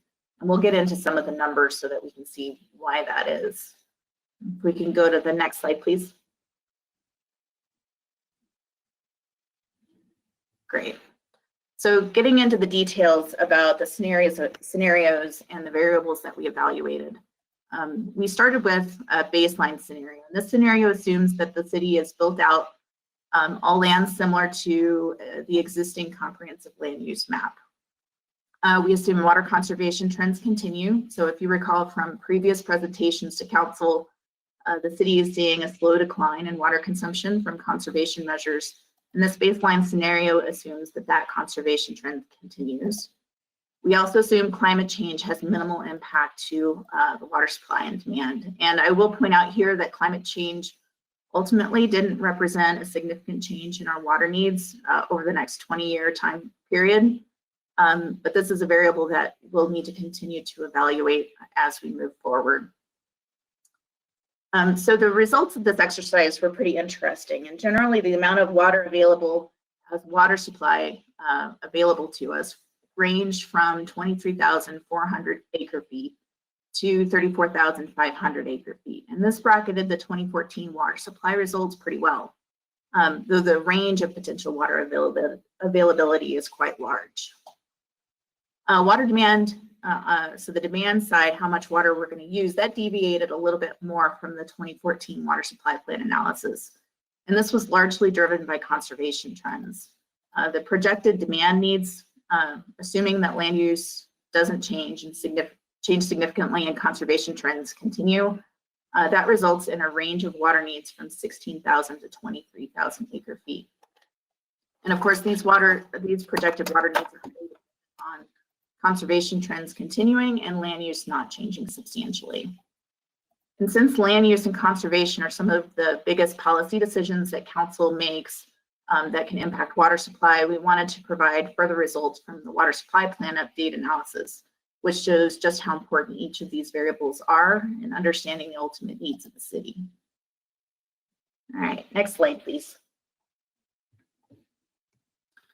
So for context, to show order of magnitude of some of these items, I'm going to put on the slide here the 2,000 acre-foot gap that was identified in the 2014 water supply plan.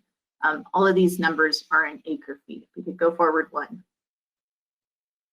Cool, thank you. And the next thing I'm going to show on the slide is the variability that we could see in actual water supply available for us to use for the community compared to the 2014 water supply plan results.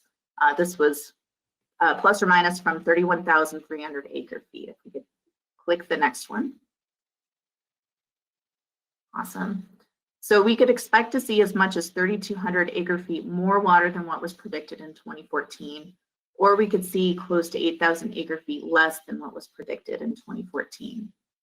But as we mentioned on the previous slide, this may still be adequate for our needs if we meet a number of other goals. Which brings us to what I think are really interesting data points. And these are the data points that City Council really has the ability to impact. So we'll start off with the impacts of land use.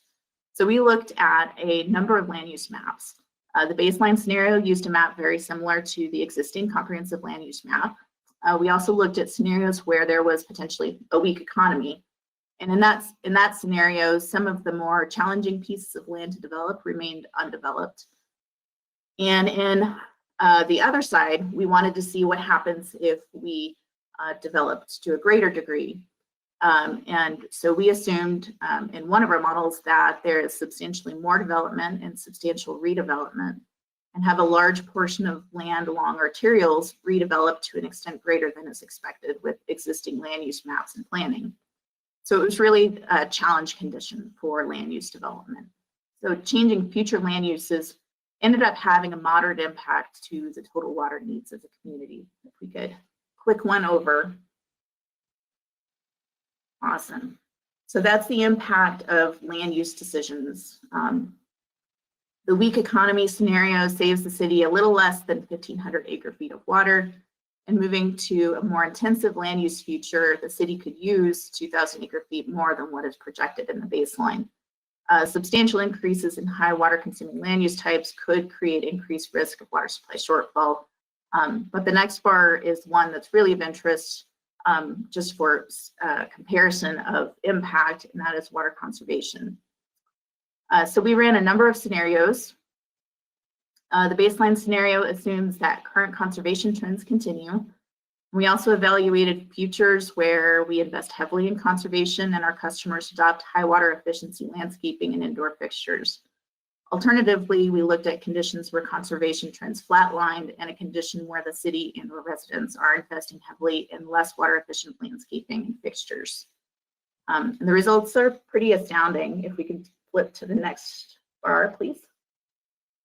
Awesome. So if residents were to move to a high efficiency condition, the city would save as much as 4,200 acre feet. But even more importantly, moving to a future where the community is not investing in conservation, that could result in as much as a 9,300 acre foot increase in water demand. That would certainly cause a water supply shortfall. Oh, and you're actually fine. You can move to the next slide.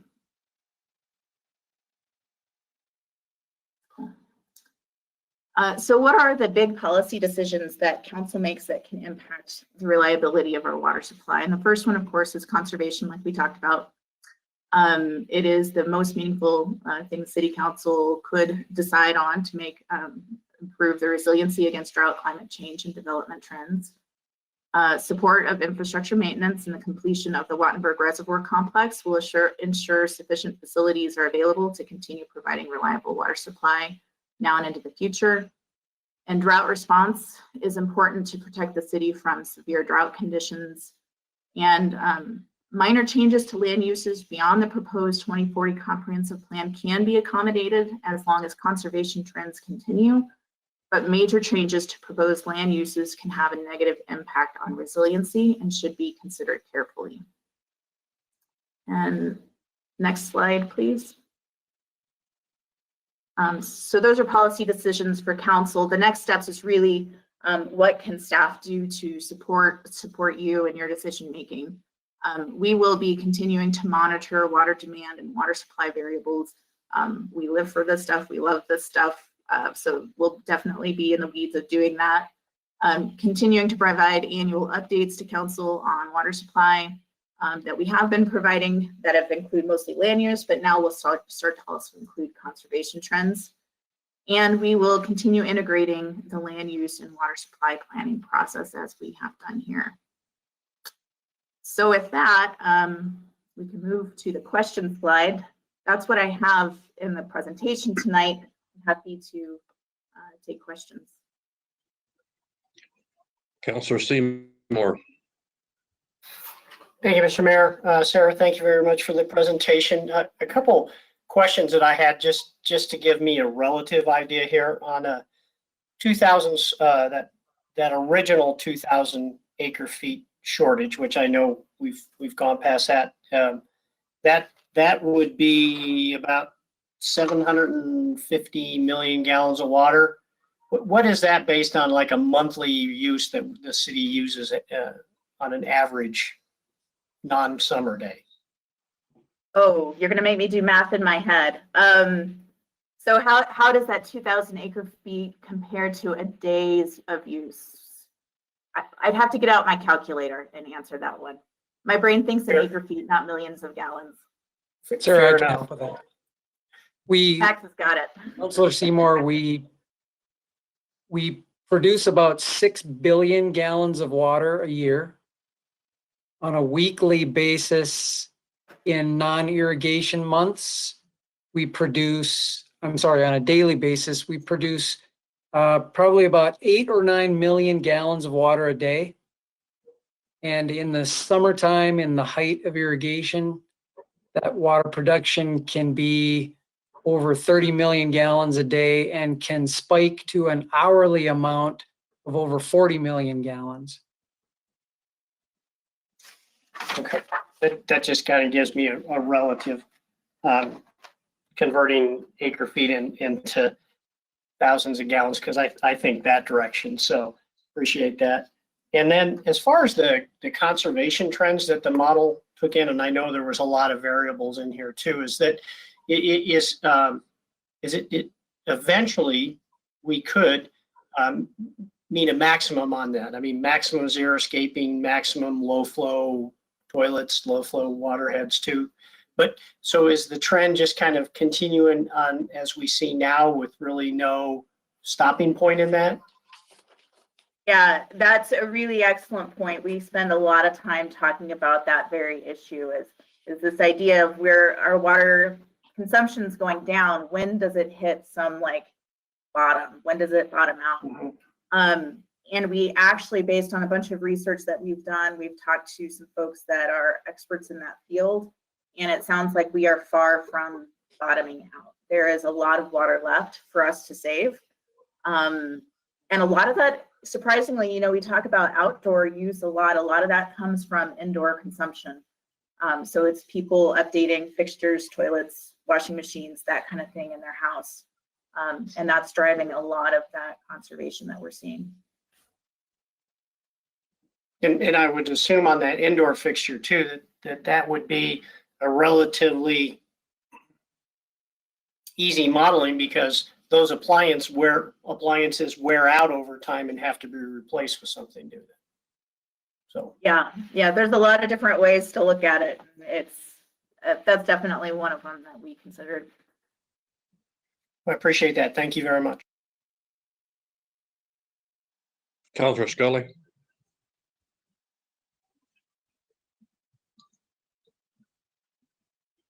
Catherine, you're muted.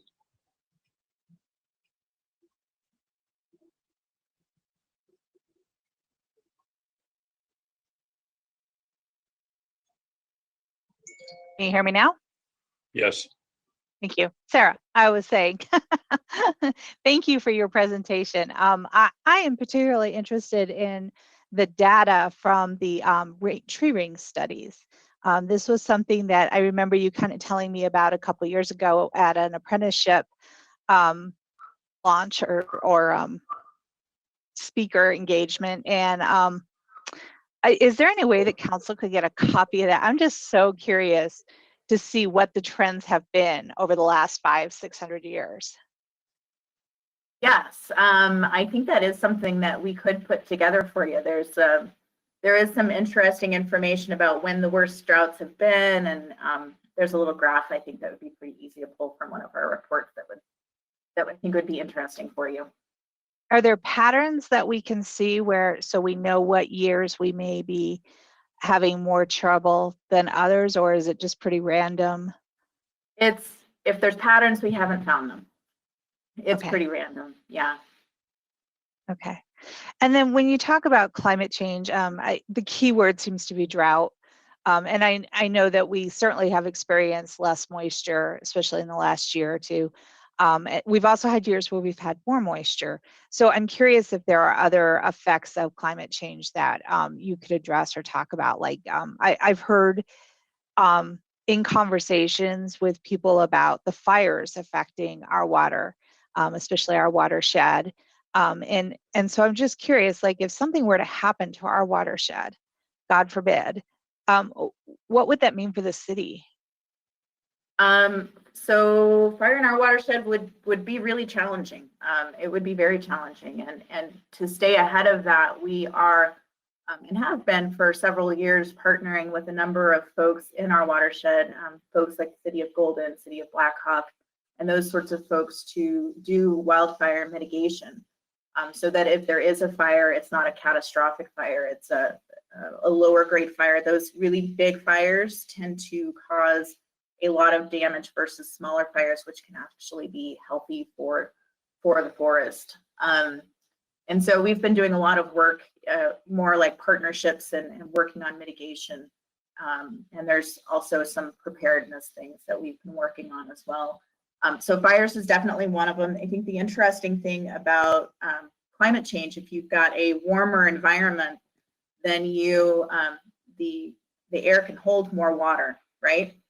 Warm equals holding more water. And so that means one of two things. That means it's either dry and it's going to suck up all of the water that is there more, or it's very wet and it holds more water than what we've seen in the past. And so what you see is more extremes in droughts, you see more flooding events, and then you see more drought conditions.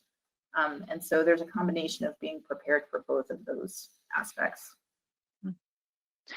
And this is going to be a really unpopular idea, but I'm gonna float it anyway, because I've had at least 2 or 3 residents who have asked me about it, concerned about the drought and our water supply, and they've asked, have we ever considered as a city going on a permanent water restriction where we just don't permit people to even come off of it, that everybody waters on a water restriction ongoing?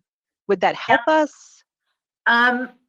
There's a number of different ways to look at that. So a lot of folks have a standard water restriction, I'll call it, that is all the time, that doesn't allow essentially for water waste. So don't water your lawn between the hours of 10 a.m. and 6 p.m.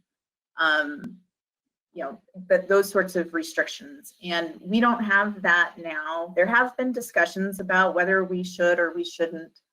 I think mostly it just keeps people aware that water is a limited resource. And I think a lot of what we've been working on, and we've been working with partner communities as well, is just maintaining that awareness, especially right now when things are dry.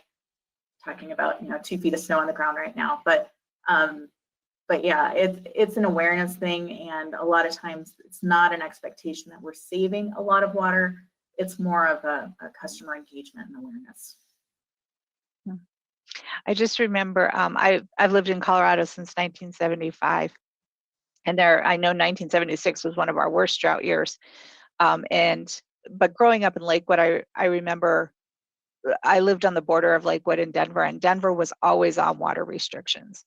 And we lived across the street, so we tended to follow those as well because it was a good way to conserve. And I just sometimes wonder if maybe limiting the use of water on our lawns would be a good practice in our city rather than just waiting until we're in that situation of a drought and then everybody has to do it.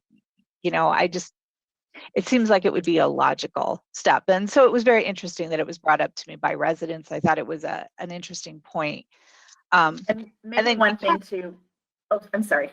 No, you go One ahead. thing I might add to that in terms of drought is that all of our water modeling assumes drought restrictions in different forms in each of our scenarios. But so us declaring drought stage 1, for instance, at a certain time, that's all modeled and calculated within our modeling efforts. And that was, a lot of that was the background that went into the drought management plan that was adopted in 2019. Okay, I do remember approving that drought plan, and I know that that's also published on the website because I've gone back and read it a few times, so it's good information. I find that I take a lot of opportunity to go and read about water for our city on a regular basis. So another question that I had is I've heard often that, you know, there's often a lot of statements about if you'd stop developing, you'd save water. And I think you were pretty clear tonight that that's not necessarily the correct answer, that doesn't necessarily, that one does not equate the other, that we already have our developments built into our comp plan, and we have calculated our water usage based upon that. When I was running the first time, I talked to some people and around water, experts around water. And one of the things that they pointed out to me was that building up was a more efficient way of using water than building out, because we don't use it for lawns, we use it for individual units of housing. And so I was just wondering, so if we were to take some of this land and rethink about it in building different types of communities, right now we have a lot of high density planned for those lots. Would that would be what you would consider a drastic change, as if we redid that to like sprawling homes and with big yards and stuff, correct? I don't know if I was clear. So, no, you were, yes, no, I understand. Yeah. So one of the interesting things about Westminster is that there is not a ton of land left to develop.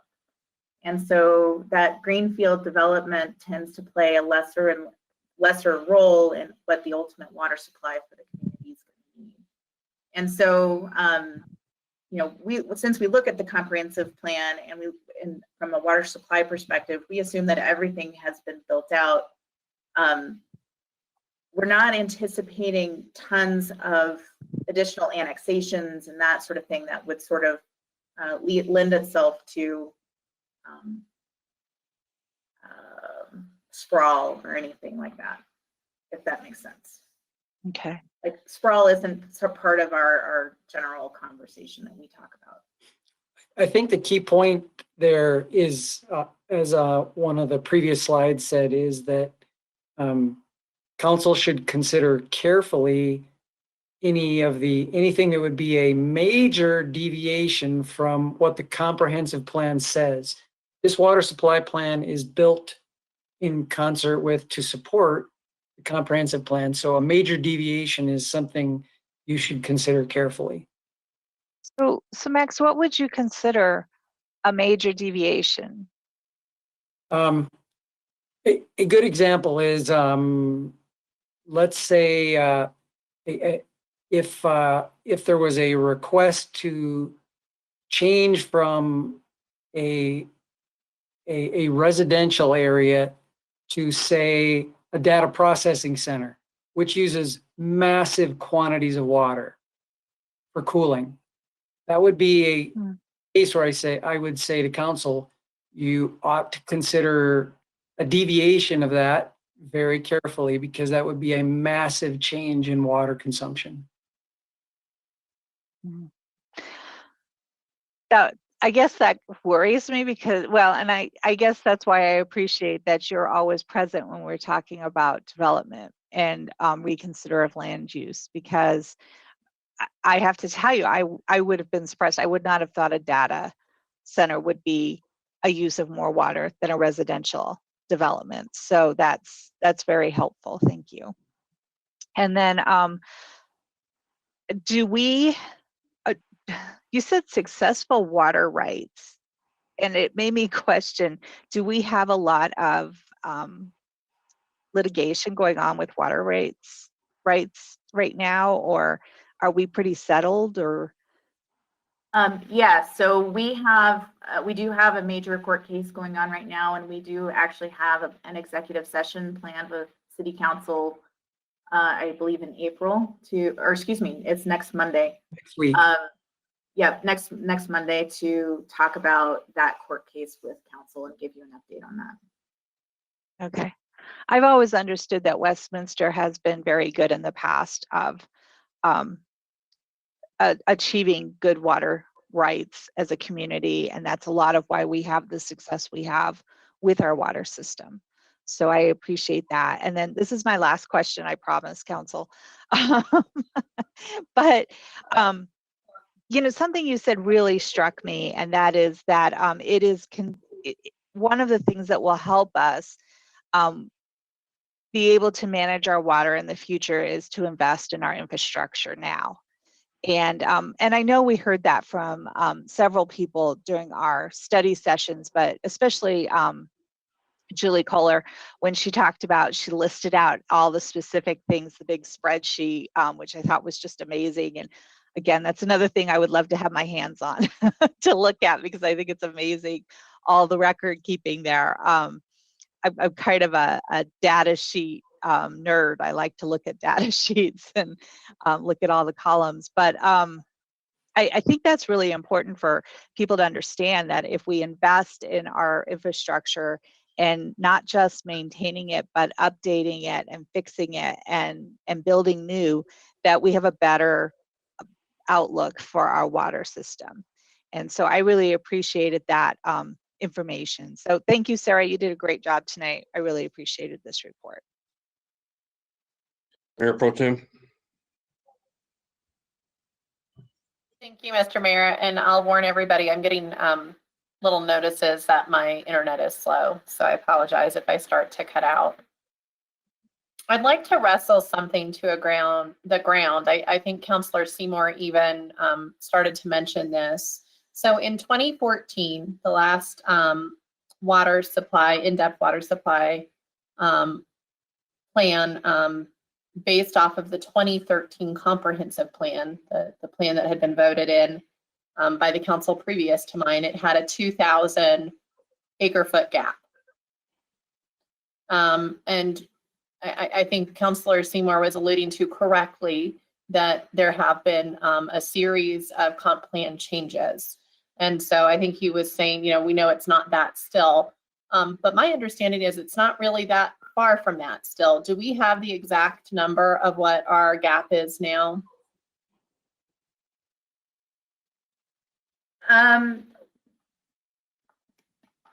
Yes and no.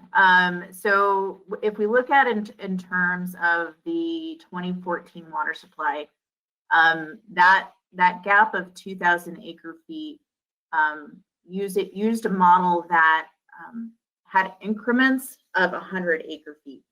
So we couldn't see in any of our results anything more granular than 100 acre feet. And so the results of, you know, all the different amendments that have happened over since the 2014 timeframe have all been less than that 100 acre feet. And so it's really not visible to us when we make those changes in the model. So really it's been pretty negligible. And that's a term we've used in previous council presentations, is that's been a negligible impact. There certainly have been ones that have been more or less in terms of comp plan, but it's not amendments that have caused significant changes to that 2,000 acre foot gap. And moving forward, we will continue to be updating City Council when comp plan amendments will have a projected impact to water supply, and also be including the conservation items like we had mentioned earlier. Does that answer your I question? It does, and I'm going to belabor it a little bit because this is a constant theme that we hear all the time. So I just want to make sure that we're really clear, because I've been on council and every single time there was a comp plan, a request to change a comp plan designation, we always asked about water supply impacts. But even in aggregate, you know, so it would go beyond, are you saying even in aggregate, it's not beyond that 100 acre feet? In aggregate, it is not. That said, with our new analysis, our water demand projections are quite a bit different too than what we saw in 2014. And so our projections with this conservation trend that we're now seeing are quite a bit different, which puts a different tone to that 2,000 acre foot gap. It does make our system more resilient because of the strides that we've made forward with conservation. Thank you so much. Yeah, I would imagine the conservation trends would also help. As we saw, I mean, that was really illuminating that bar graph, how significant conservation, even compared to land use designation, was on our potential water gap in the future. You know, this is an interesting process because we're simultaneously doing the comprehensive plan, and it's kind of a chicken and the egg scenario. So obviously that plan has not been approved yet, but I think you've been working hand in glove with community development as they're putting that together. And so I mean, essentially, I guess, if something were to change in the comp plan, would you go back and redo this analysis? How does that work? We can do that. We do have the ability now that the model is built. We could do that if it was something that was substantial.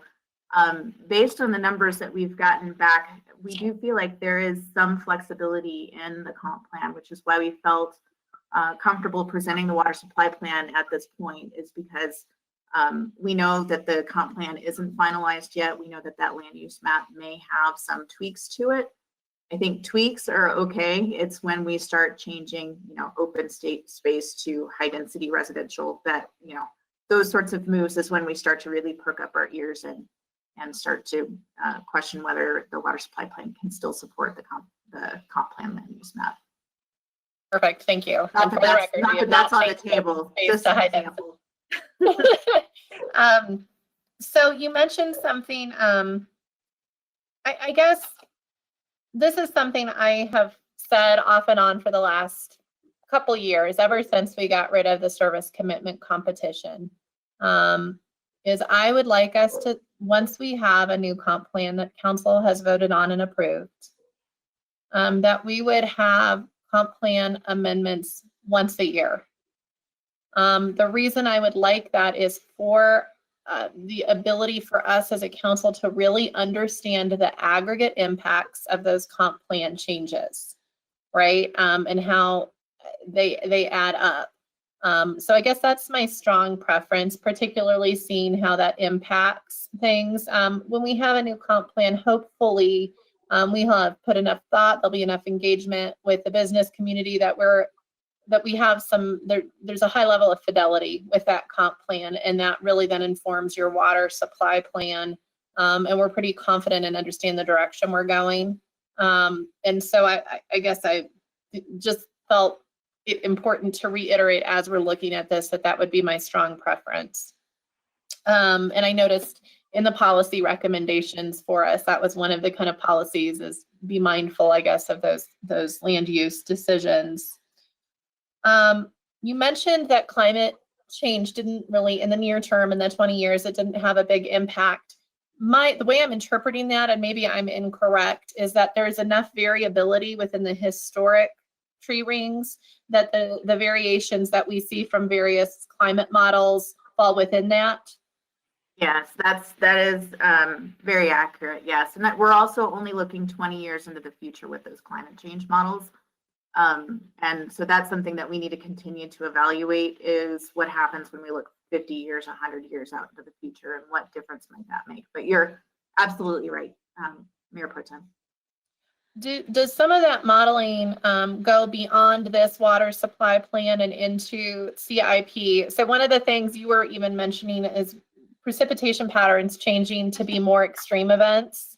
And I always wonder about storage to match those events, right? Like as we don't have snowpack melts earlier, you know, all of the things that we have designed for slowly changes. Do we have the infrastructure that matches those needs? And it sounds like perhaps there's not a need to worry on the near term on that. I would say on the near term, no, there's certainly things in the near term that we should be aware of, but they tend to be more stormwater related, and we probably want our stormwater folks to be able to chime in on that. But there has been work primarily on the protection side to make sure Stanley Lake is safe from extreme precipitation events and those sorts of activities that we've been working on. Okay.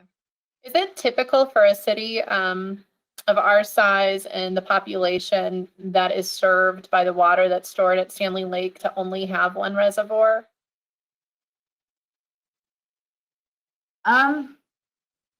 That's a good question. I think everyone's system is just really different. Okay. It is a weak point for us. It's definitely a weak point that we only have one drinking water reservoir to utilize. But we do a lot to protect it and make sure that it stays safe. Okay. Before we move off to land space, one thing I wanted to ask is if we were as a council, I know we've put it in the budget this year, there's been a real increased focus. I think it's something that almost all members of council agree with, is acquiring more open space. Those would have potential significant downzoning impacts and would benefit our water supply and the corresponding gap. Is that correct? Very much so. Okay. And then, you know, that conservation slide really blew my mind. That the choices, the behaviors, the way our built environment and our landscaping choices can impact our water supply in the future was really, I was not expecting it to be that deep of an impact, both positively and negatively.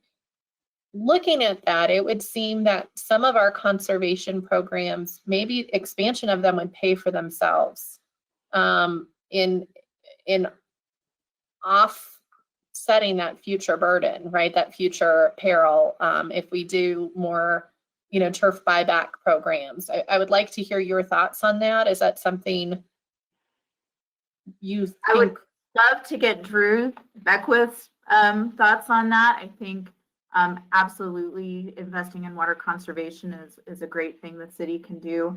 I don't know about just capacity to get it done, to get actual, you know, dollars spent and projects done to help in conservation. But there's already been a lot of conservation, as you guys know, and as you've approved in the past for various projects.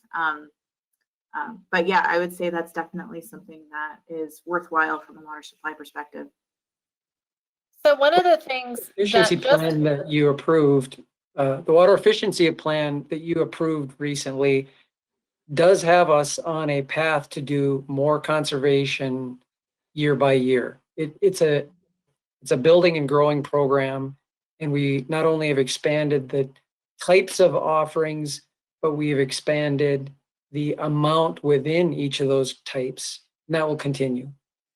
Thank you. I had a resident reach out to me this weekend, and she was a little bit frustrated. She has been working really hard with her HOA to replace some of the landscaping, the common area landscaping with xeric plants, and she'll have to get an ODP amendment to do that. And so her frustration with me is the city talks about the benefits to the entire community for conservation, and yet there's these barriers. I think I've asked this before and I was not very clear, but is there a mechanism similar to how the city can apply for comp plan changes on behalf of a landowner? Could a city do like a blanket ODP amendment strictly on landscaping citywide to allow for xeric planting, to get rid of that, that zoning prohibition for our own goals. Not compelling anyone, but just allowing it, so it would take away one little hurdle. I might need someone from community development or CAO to help with that question.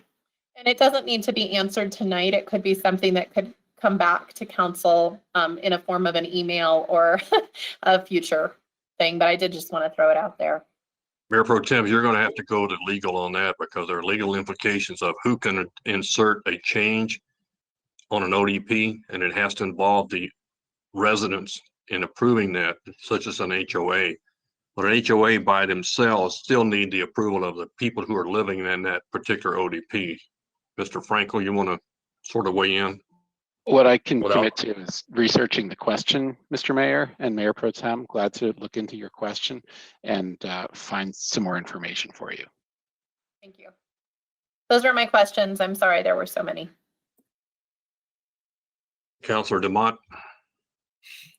Thank you. Thank you for the presentation. I had a handful of questions.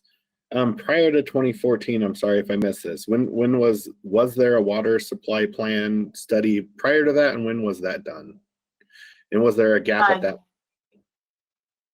Yes, there was. It was 2004, and I would have to go back and look and see what the results of that one was. Okay, fair enough. If we could get that at some point, that would be useful. And I imagine that's the one that they did the 2013 comp plan off of. So I'm just trying to understand the correlation.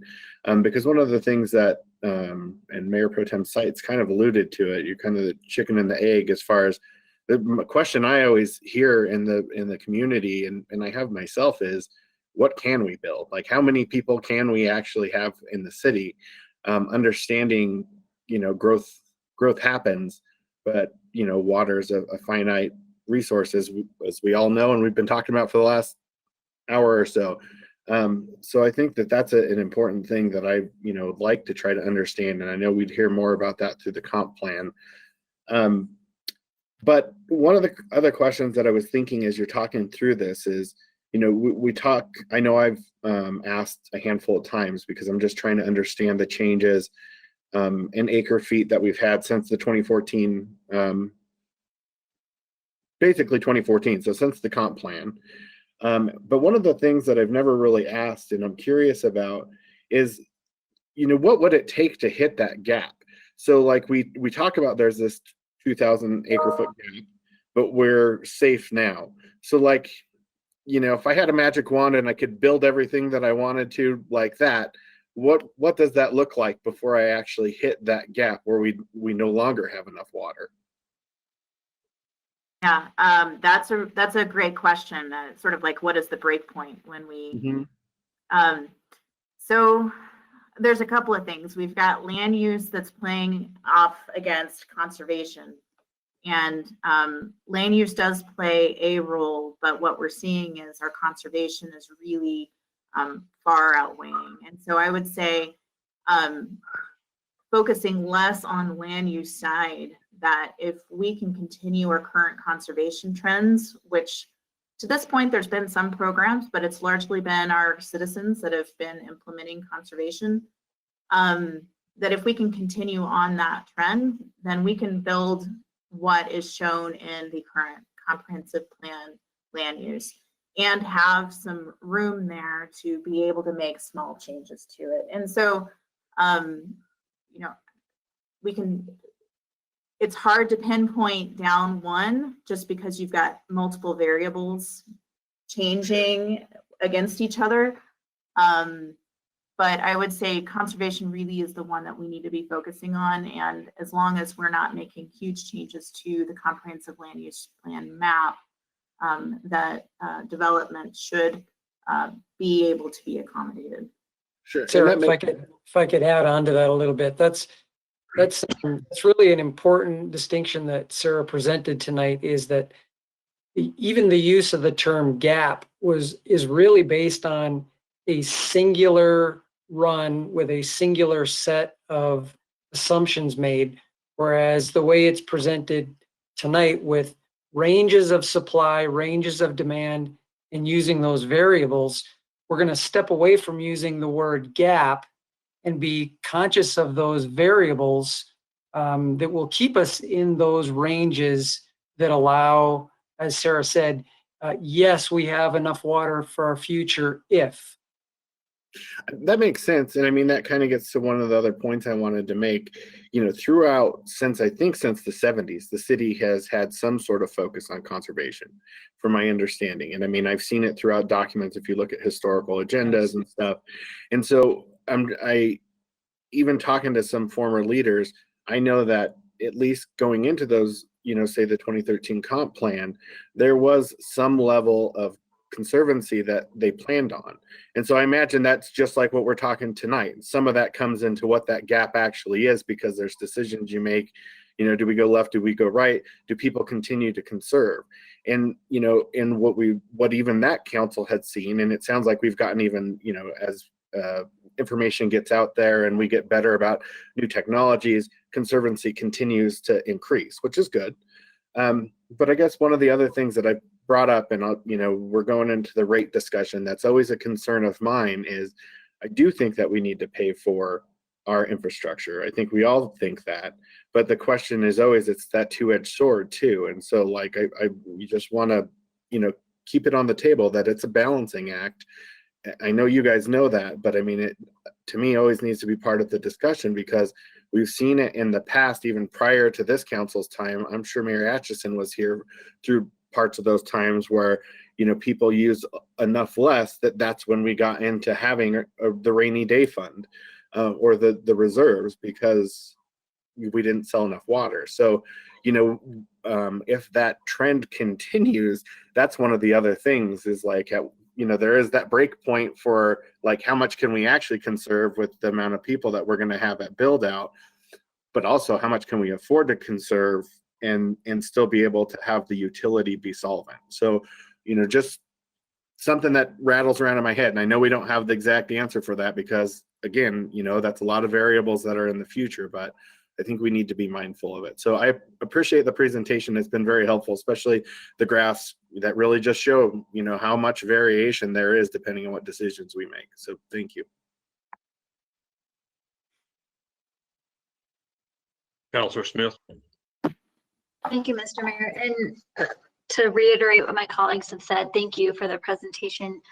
Most of my questions have been answered, but just to reiterate some of the concerns that I've heard between my colleagues and that I've noted in my notes here, is that comp plan was finished before 2014, water supply plan. How did the comp get done and accomplished before then, and how do we know that there was enough water to move forward? So that was one of my questions. We got to it in here. The other one was, and this is where I think part of some of the miscommunication can happen between our residents and to what staff is trying to present, because it's concerning to me that there are statements in the report that say that the single snapshot from the 2014 water supply plan, it only showed so much, right? And that's fair. That's technology then versus technology today. But in the report, it says that, let's see, it did not provide enough information about the range of possible futures for the city's water system that it could encounter and what risk those variables might be to the water supply. So then that makes me question then why staff in these comp changes, comprehensive land use changes, is confident enough that the variables in these won't change it in its aggregate, much to what Mayor Pro Tem had said, right? If you use coupons for going to the grocery store, it adds up in cents, right? Just one-time cents savings. But when you use it in its entirety of the year, it aggregates to a totality of hundreds of dollars in savings. And so much to Mayor Pro Tem's points, I would like to see the aggregate. I would like to support that statement as far as what is the aggregate as far as as far as even just those little comp plan savings or comp plan changes, excuse me. So that I noted as well. And then the other one was for, and this is again where it's confusing, that with the analysis, there's a very clear message that there's a potential for water shortfall in the future. What do we know as what is defined as the future for this 2,000 acre feet gap? Is that 5 years? Is that 20 years? Is that 50 years? Do we know? So the update to the water supply plan has a 2040 time horizon to it. So it's looking 20 years in the future. And it is looking at a future when most of the development that can have occurred will have occurred. So we're talking about a 20-year time frame. Okay. And so if we knew that in 2014, we most likely had this 2,000 acre foot gap, I'm surprised that in 7 years, we haven't been able to mine the gap, if you will. If we haven't. Can I take that one, reduced- Sarah? Go for it, Max. Yes, that's in part why the shift in concept and thinking that Sarah's introduced tonight is we're not focused on an individual number that was based on an individual set of variable assumptions. We're focused on these ranges, first of all, but as we presented the previous water supply plan in 2014, we also talked about a set of 3 types of solutions that we would continue to work on to address a water supply plan gap before the city reached its build out condition. And those were based on very similar points to what you hear tonight. Conservation was most important. Second was optimization, was the term that we used, which was another way of saying infrastructure investment.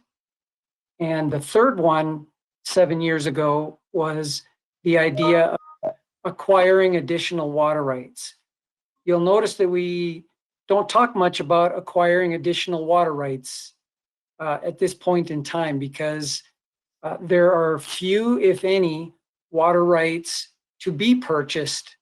Not only that, but even if there were, that is probably the most expensive choice we could make, is to buy more water rights.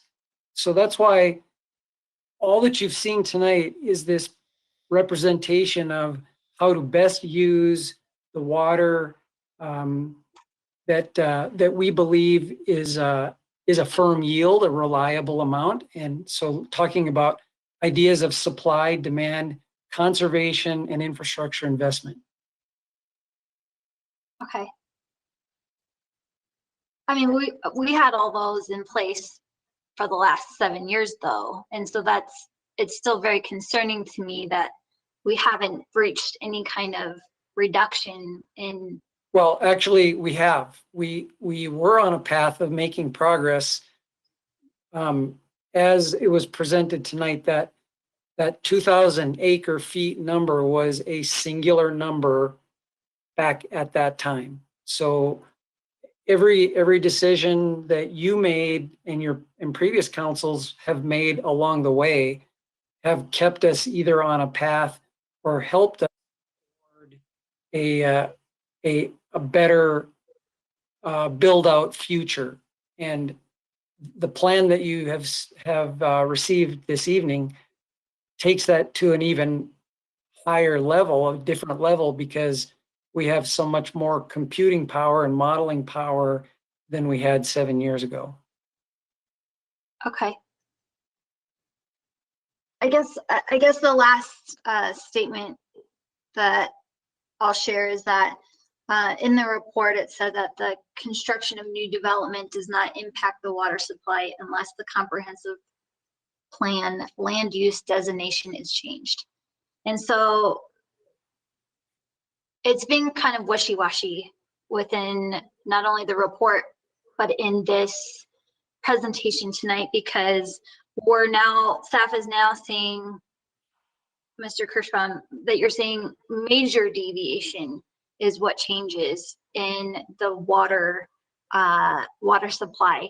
But in the staff report, it says that it doesn't. And so that's where I think some of that miscommunication and consistent messaging isn't validated as far as this water supply plan, and where I get very concerned as far as where we're truly at, because I don't feel like, and I completely understand that there is variability in this type of day-to-day, month-to-month, yearly process, not only now, but for future years.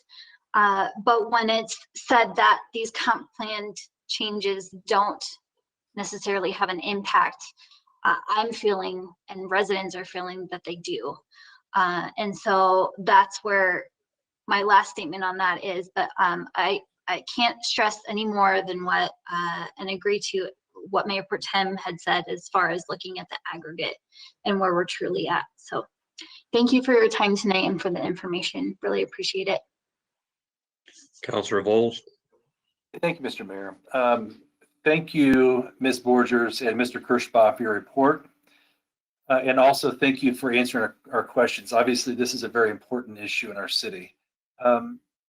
Mayor Pro Tem already asked my question, so I would just say she asked whether or not open space, in the last bit of land we have left to develop, if it's converted to open space and acquired as open space instead of development, that's a positive effect on our water resource. And you said yes, so I was glad to hear that, and so I won't belabor that. And then also I just want to say I also support, if we can do a blanket ODP for HOAs who want to make those changes in conservation, go to xeriscaping. Along with other councilors here, I've been working on that issue for quite a while, and if we could do that, I would support that 100%, or at least find out if it's possible. So that's all I have, and thank you again. Kind of a takeaway from a lot of the conversation. One of the things that we've talked about, and this has been true of all municipalities throughout the state, and that's why we have the state water plan that's in place right now, is our biggest concern is that we don't get water. We do. The problem is we can't keep what we get, and that's around storage. We haven't had a major storage project planned for the state since Two Forks, and we lost that one. Many cities don't have reservoirs, as we've discussed. Many that do have reservoirs share with others, very similar to what Westminster does. When we talk about water conservation, we're talking about how we get people to conserve water through either systems, enticement, technology changes. All of those still play a big part, and we've seen our residents respond to requests for conservation. We have had programs in the past that encourage them through funding, toilet removals, toilet changes, whatever you want to call them, that they've been effective. But after a while, you're going to continue to see that the industry doesn't react that fast to changing the water flow of the toilet to the point where it then becomes an issue. The toilet's always clogging because it doesn't have enough force to push it into the system. So there's a diminishing return there at some point. One of the other parts that we were discussing, and now we know we have water cases. Those cases are not related to water. They're cases that are typically related to our conversion of agriculture water to city use. And that's where most of our cases have been in the past. We've not had a case where somebody's been in long, contracted cases regarding the rates that we have, but it's conversion of what we have. We've talked about this in the past, is that finding water rights, not rates, of a quality that we're willing to buy is very negligible because people don't sell them. Some of those that are on the market have two major pieces that are bad for us. The quality of the water being first, and the ability to get it to us is second. We're seeing some of that with one of our neighbors that owns water in another part of the state. They've been in contracted lawsuits. They've lost all of them so far. Every court case has gone against them, and they can't get the water that they own to their own city, which is going to have a major impact on their ability to grow. How far and how many more years of contraction litigation they're going to go through is hard to tell.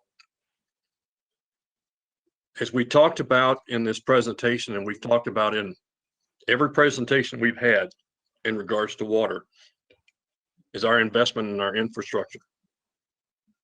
One of the conversations that we had recently was what I had asked them to look at is, what about lowering our reserve, taking some of that reserve, some particular amount, shoving that into getting more of our projects done sooner, and as we'll talk about in the next meeting, get a standard rate that we can lock into for a period of time so that people know what they're talking about and what they can plan long-term for several years, not 1 year or 2 years, but 3 to 5. As we talk about the 2025 water plan and what it's going to do to this plan, and as our comp plan, some of the things that we also talked about is our other plan changes that are going on in the city, looking at very much what we've talked about tonight in ODP changes. How do we get our landscape changes to the point that we can then mandate HOAs to look at the conversion of large areas of turf that are being watered, that are almost all Kentucky bluegrass, into something that's less water consuming? This goes right along with some of the ODP questions that you're talking about tonight. That is a cumbersome and a legal process that we would have to go through. We have seen people come in on individual basis wanting to do a comp plan change, which affects all of their neighbors, but their neighbors don't agree to it. And that's where this thing about who can put a change in, who can't put a change in comes into the legal aspect. With the ever-changing requirements for clean water from the EPA, from air conversions and everything we talk about in trying to provide good, clean, quality product, those regulations take years to come online, but they don't give us years to comply. So a lot of those we have to take at when something is introduced at the federal levels, that this is probably coming, and we have to plan for those. Just as we've talked about in the past couple of meetings, is what do we do if we have major wildfire in our basins? Well, that sediment stuff then comes into Stanley Lake, and we have a different kind of a treatment problem. Our 2025 plan for our treatment facility that's currently being planned takes into effect what that does that's not available in our current plans. So the technology changes, how we handle those impacts and stuff, all play into everything we're talking about tonight and the next meeting and meetings after this, is how do we plan for good quality, safe water delivered to the constituents that we have in our city and to the demands that we have, to make sure we have adequate supply going into the future. As Sarah pointed out, at some point we'll reach build out. Is that in 20 years? I don't think so. Because the issue is not that you can get and build up all the land. It's all the reuse that you do when you come in and you change something that was built 30 years ago and you put a new requirement in. Reinvestment, restructure, as we've talked about with the city downtown plan. The city will reach build out the downtown in 15 to 20 years. Then that is going to be 30 years old. We'll start looking before then of what are we going to redevelop? Will the penny still be there? Will that be another apartment house? Will it be another condominium project? Will it be another retail market? Taking those kind of things long term is, we don't know.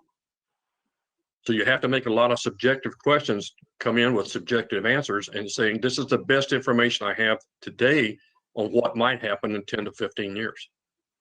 And I think what Sarah and Max and the others that are trying to give us is, based on what we know today and what we can best project into the future based upon reliable information, this is the best plan that we've got.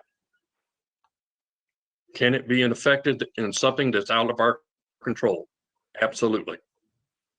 Can we find ways to mitigate that? Again, absolutely. But until we know what the thing is that needs to be mitigated, we can't plan for it. Max, you or Sarah have anything else? No, other than to say, thanks to not only our city staff team, but Sarah is also supported by some fantastic consultants that have helped us along the way with the engineering and the modeling. So it's a broad team to get this done.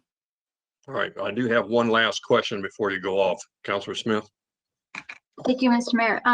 This lends to the question that Councilor Seymour asked, because Ms. Borgers, you had mentioned that you're not sure of the bottom line plateau as far as if everyone was zero escaped, what would that look like? And you mentioned it was a large.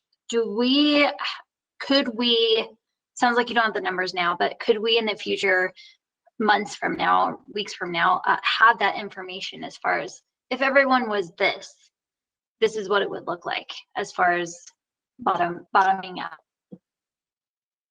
Yeah, that's an actual interesting conversation, and there's a lot of research that's going into that very question right now. I don't know that we know yet what that bottom is going to be. We know we're not close to it, but I don't know that there's been enough research yet for us to really evaluate that and give you an answer that we would feel confident in. Okay, do you know how long it would take to feel confidence in having that information? It's really an industry-wide conversation that's going on right now. Something that the whole industry is grappling with, how to deal with like this idea of what is the bottom of what we can conserve. And I think it's going to be one of those things that is going to be a wait and see how things develop over time. We've seen some numbers that say we could be at 30% of where we're at now. We've seen other numbers that maybe it's 50%, so it's hard to assess what that bottom might actually look like. Okay, thank you. And also how our customers may feel about getting to a low level like that too. So. Okay, thank you very much. All right, Max, thanks for you and Sarah and everybody who did the presentation tonight. We appreciate what you've done. I've had a request for a second bio. It's 9:07. Let's go for 9:15. Recess until 9:15.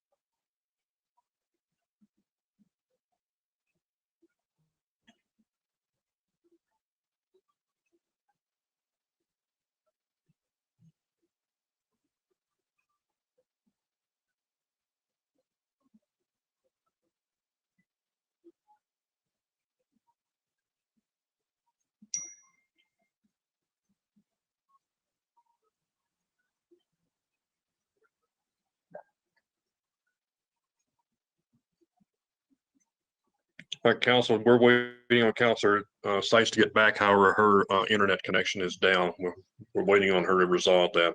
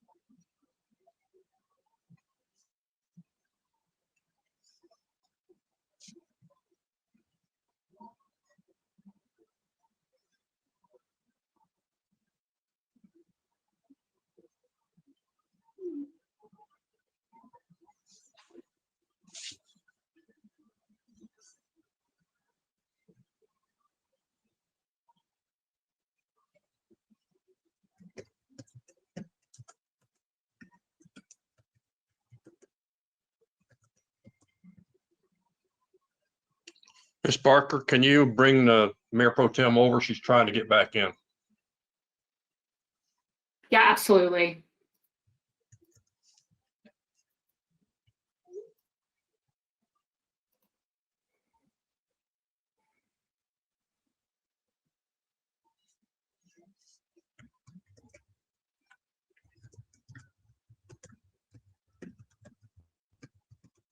I'm back. I apologize, everyone. I lost internet connection. All right, not a problem. We understand. All right, let the record show it's now 9:21. All council members are back. And Mr. Tripp, Mr. Kirschbaum, let's do the quick update on the COVID numbers, please. Max, go ahead, please. Okay, Jody, can I get the briefing slides for COVID update? Thank you.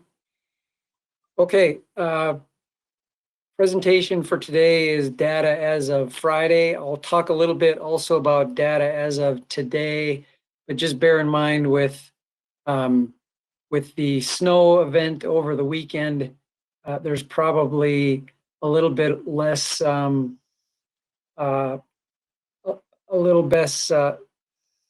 surety in the numbers from today. So what you see here on the slide for cases per 100,000, again, numbers are hovering around the levels they have been for the last couple of weeks at state level as well as in both counties.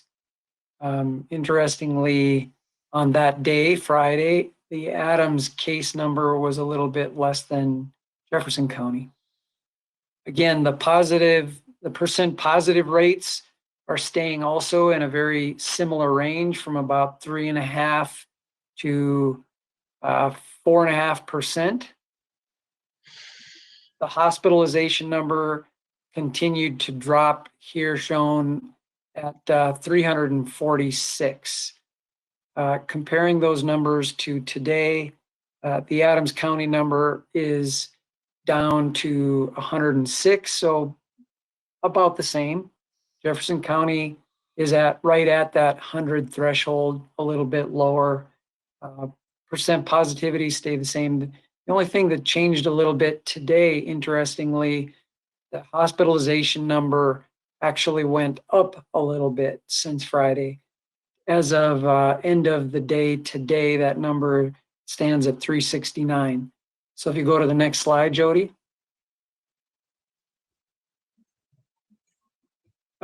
Here you see that that number still trickling downward, and that little bump isn't shown from today is not yet shown on that chart, but a slight increase for today.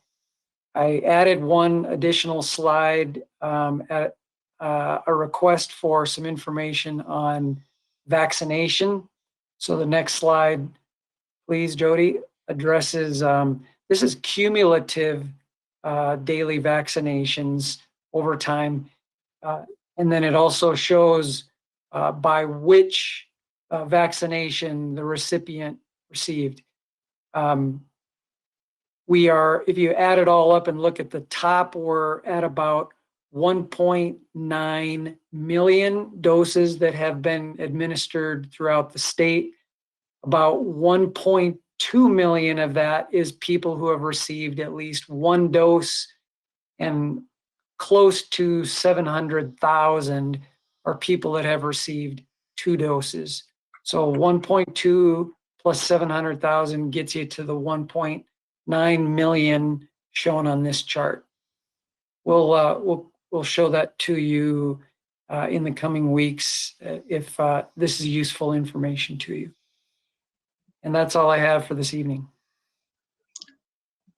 Councilor Demott, you had a question? Yeah, thank you, Mayor, and thank you, Max, for this presentation. As the Johnson & Johnson vaccine rolls out, since it's only one shot, how will you take that into account on here, as far as like the calculation you just gave us?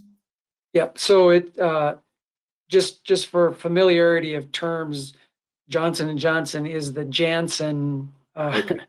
It seems confusing to have all that many J's, but it's the one shown as Janssen. So it will show on there, and they'll continue to track people that have received. They'll have the CDPHE will have to sort that out a little bit to, people who are fully vaccinated versus people who are partially vaccinated. So it'll get a little bit more complicated as we go. I think it's a good point. Great. No, that makes sense. And the other thing that I'm curious about, and you don't have it here, but maybe something we could think about in the future. So I know I've asked in the past kind of like what that target is, and I know we're trying to target that 70% vaccinated to kind of, be a target, which I think is good to know. But I'm curious too, because my understanding, and obviously no doctor, but my understanding of part of the way the vaccinations and people who have been positive at some point is that all helps the idea of herd immunity. And so is there any way for us to also see, vaccinated in conjunction with total infections over the last 12 months? Just because I think that would be an interesting data point, because that is my understanding anyway, unless I'm, listened to a lot of these meetings and I've heard that concept multiple times. Yeah.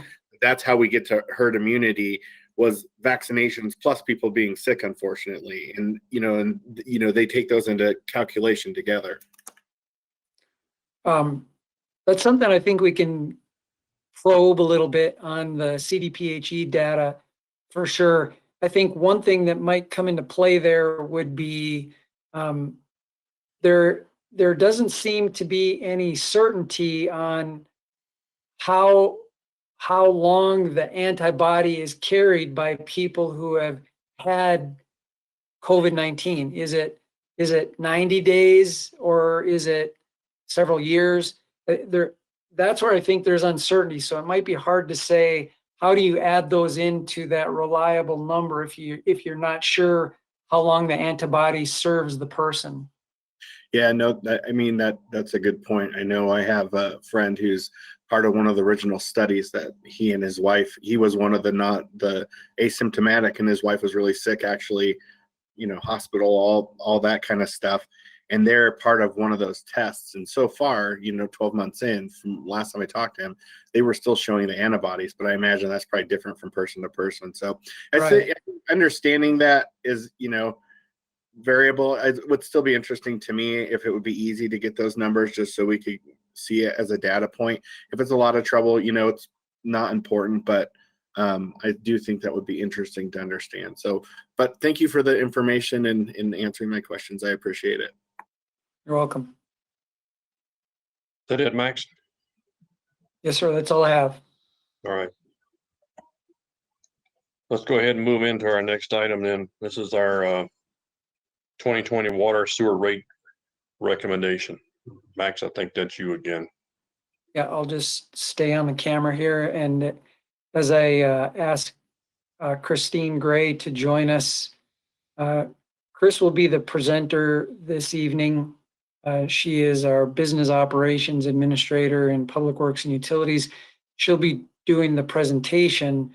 As she finishes, I'll come back on camera, and as you noticed in the staff report accompanying this evening, you'll also have available for questions policy and budget department, the finance department, city manager's office, to include the chief financial officer, because it's all of that group together who has been working as a utility finance team on the presentation that you see here tonight.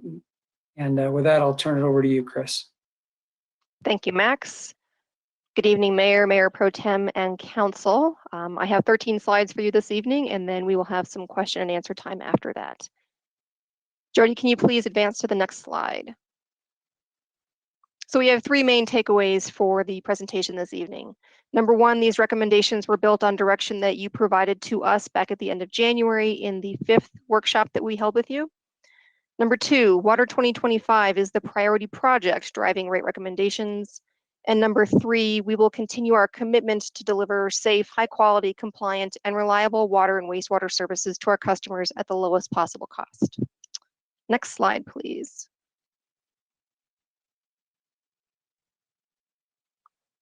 So when we talked with you back at the end of January, we offered up a number of different options for moving forward, and we have 12 here that were listed in the staff report. We'll take 2 slides here to walk through those with you, and I'll walk through each of them.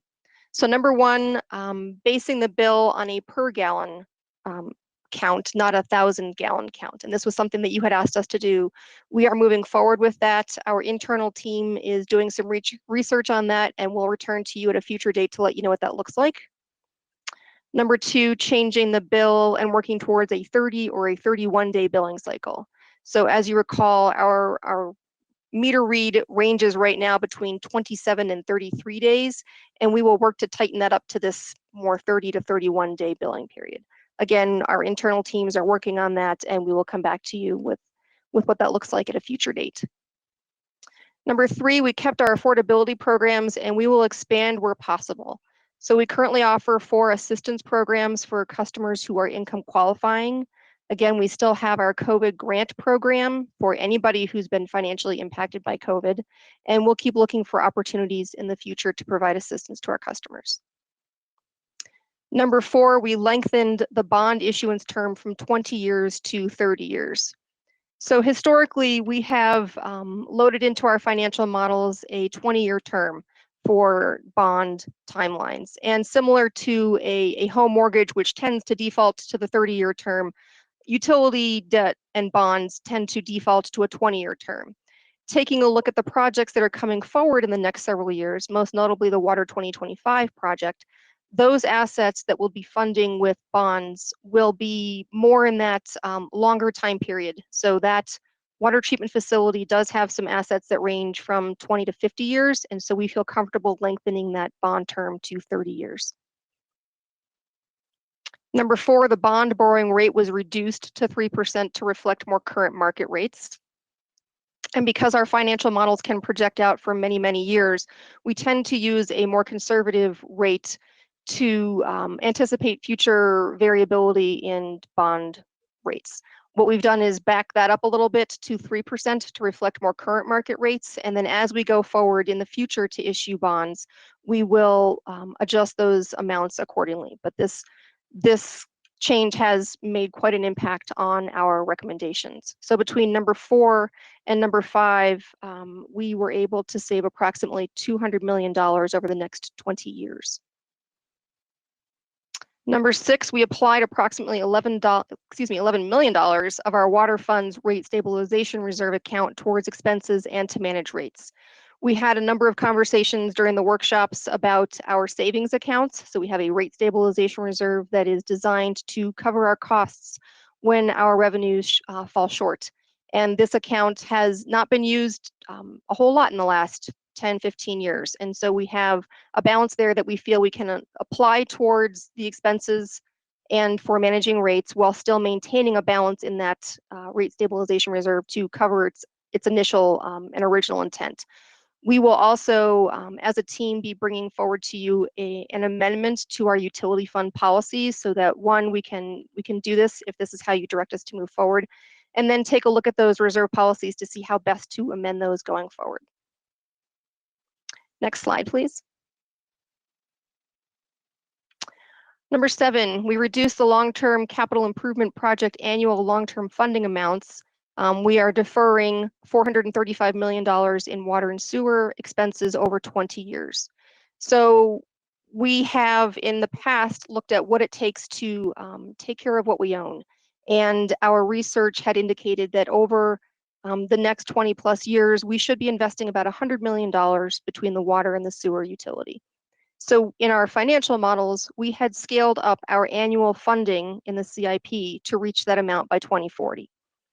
What we have done is backed that off. So instead of looking to reach $100 million, we're looking to reach $40 and then $50 million by 2040 so that we can manage the rates in the short term. Those projects that we have deferred will still need to be done, but we feel comfortable that this is something that we can manage. Number 8, we review the annual CIP and operating expenses. Our operating expenses tend to stay fairly even over the years, and I'll address more about operating expenses in item number 9. But for the annual capital program, we have taken a hard look at what our projects are, what we can defer to out years, and what our priorities really are. So as this says, Water 2025 is the highest priority for the utility. We did defer some projects to the out years. So if you compared the 5-year CIP plan from the adopted 2019-2020 budget a few years ago to the one that was attached to the staff report and that you'll see in this presentation, there are some significant differences. We did also pause some projects and return the funding to our capital project reserve account to help with expenses and managing rates. Number 9, we reduced annual operating and maintenance escalation factors, and we zeroed those out for 2021. So this is where we have more of an impact on the operating expenses. Every year, we, in our financial models, assume a certain amount of inflation or escalation to ensure that we're meeting costs for our operating budgets in future years or out years. We zero those out for 2021, and we significantly reduced them for 2022 through 2040. We will, of course, take a look at what the markets are doing for things like parts and chemicals and leases with our partners and salaries and adjust those as needed. But in the short term, that was something that allowed us to provide the recommendation to you tonight. Number 11, we are continuing with the 6 integrated policies adopted by City Council in 2018. Those include a combination of things, including a gradual increase to that fixed monthly fee, and then the rebalance effort to bring the residential and business customer rates more in alignment. And then number 12, we will continue to analyze and refine our financial models to give you predictable and level rates into the future. Next slide, please. So this is the CIP plan for the water fund. We have the 2022 recommended list along with those projects that we will likely be recommending to you for 2023 through 2026. I'll walk through each of those projects and give you a little bit of a description so that you are aware of what they are. So on the 2022 column, we have our Water 2025 raw water pipeline for $25 million. That is the pipeline that takes water to the plant. So that's a very significant piece of equipment that we will need so that we can treat the water. Right beneath it is the pipeline that will take the clean water and the treated water and send it out to our distribution system. Again, another $25 million. Northridge water tank number 2. So our Northridge tanks are in not the best shape in the world, and so we budgeted for one of them to be designed and then start construction this year. This follows up that same project for the second tank. Wattenberg spillway and bank stabilization. So Sarah Borgers mentioned in the previous 2 presentations ago this evening that the Wattenberg complex is one of the important water supply projects that we have out there. If you recall, back in 2019, we made our payment to Aggregate Industries for our first reservoir or cell that we have on this property. And now we need to make that hole in the ground useful to us. So we will construct a spillway and then stabilize the bank to make it something that we can use going forward. We also have an expense to pay for cell number 2 or reservoir number 2 on the Wattenberg complex. And that is in conjunction with our partner, South Adams County Water and Sanitation District. So we are working with them to construct this property. Conservation programs. So we have $250,000 budgeted in 2022. Similar to how we structured this year's conservation programs, we are looking at flexing that a little bit as far as what those funds cover, but they will most likely pay for things like the Grass to Garden program or the lawn remodel services that we've been offering. We have the Lowell Boulevard water main. We will kick off with some engineering and then finish up with some construction in future years. And that project is based on basically aging condition of a water main in Lowell Boulevard. I will jump down to the bottom of the 2022 list. So we have fleet vehicle replacements. Every year we have to replace some aging vehicles. Our fleet division does a great job of keeping those up for us, but eventually we do have to replace them. And so you'll see going across the 5 years what that anticipated amount will be. And then payment in lieu of taxes. This is a fancy term for, this is the tax liabilities that contractors pay for using heavy machinery in Westminster. So the 2022 plan with those projects totals up to about $71.2 million. If you look at the out years, you'll see going down from the top, we come to that Lowell Boulevard water main project. And then the next one you'll see below that is the Water 2025 facility construction phase 1 at $160 million. That is the construction of the plant itself and all on that campus. Next is the Kershaw pump station improvements. That's part of our raw water system, and due to aging condition, we need to replace that pump station. Again, we have some fleet vehicle and payment in lieu of taxes for 2023. And then the only other projects that we haven't yet mentioned are, if you go down in the 2024 column, we have the 120th Avenue water line assessment and pre-design for $3 million. The design and construction of that project will likely occur in the late 2020s. And then the Northwest Treatment Facility Clearwell R&R, again, aging condition. So that is the platform for the next 5 years, again, with the 2022 recommended projects for the water fund totaling $71.2 million.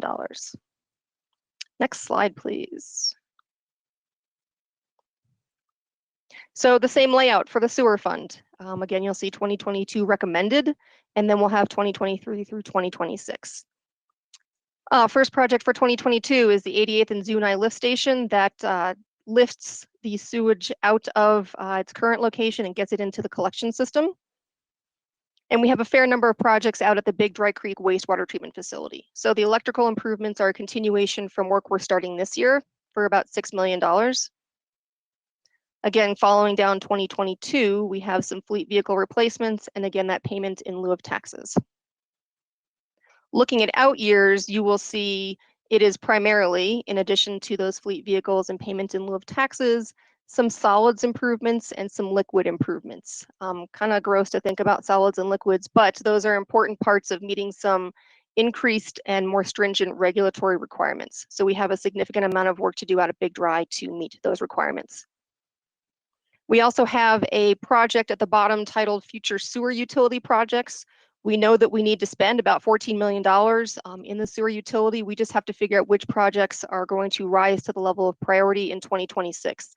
And our utility engineers and our operations team meet on a regular basis to perform their regular long-term planning. So we'll have a good idea of what those are by the time we get out to 2026.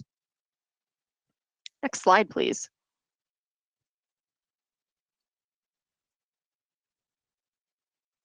If you can advance to the next slide, please. Thank you.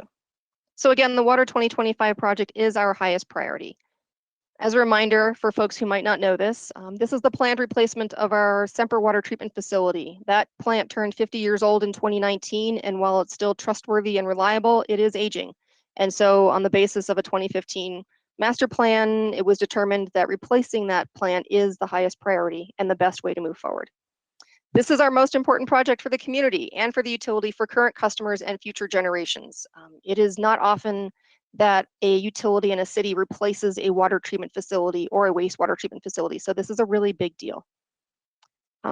We've mentioned this before. This will help secure safe drinking water for the community. We talked about, you all talked about with Sarah, wildfire impacts at the water supply presentation a little bit ago, and this plant is designed to help us with that. So if we have catastrophic water quality impacts from something like a watershed wildfire, we can manage that with this plant.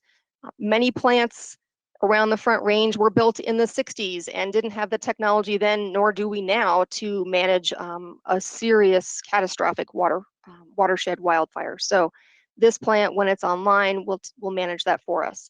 Not only that, it's going to help us meet anticipated regulatory requirements and frankly reduces long-term costs. It will be less expensive to manage this plant than to keep the existing plant running. So we have delayed other projects so that this project continues. It is our #1 priority, and it is the major driver of the 2022 water rate recommendation. Next slide, please. So this is what the next 5 years of water and sewer rates will possibly look like. We're recommending 2022, and then 2023 through 2026 are projected right now based on what we know with our capital program that we just walked through. So for 2022, we are looking at 3.98% for water and 5.50% for sewer. Out years will definitely change based on what the capital program looks like and any other things that we walk through with you. But right now, this is just a snapshot of what we are projecting.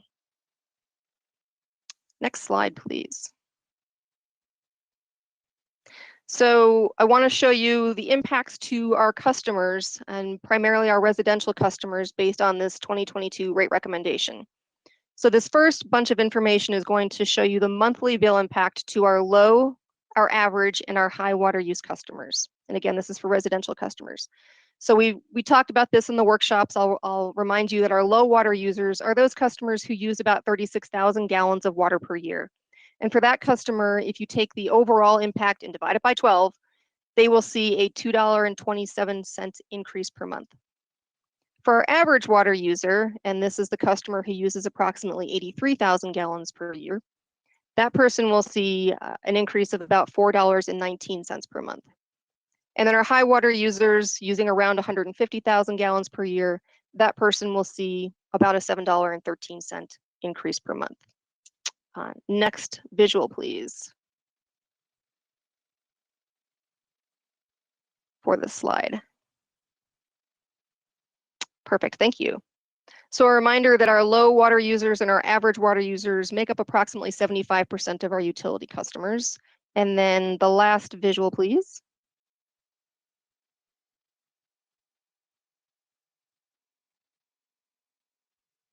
There should be one more that pops up. Perfect, thank you. So a different way of looking at this is what would be a seasonal impact to a customer? So looking at the average water use customer for a combined water and sewer recommended rate, we would see in January a $3.33 impact and increase, and in the summer, $6.82. So that gives you more of an idea of what the impact would be by season. Next slide, please. So we took a look at what these 2022 recommended rates are and how do they match up with affordability standards. And we have measured affordability in a variety of ways. The one metric that we're landing on is the EPA.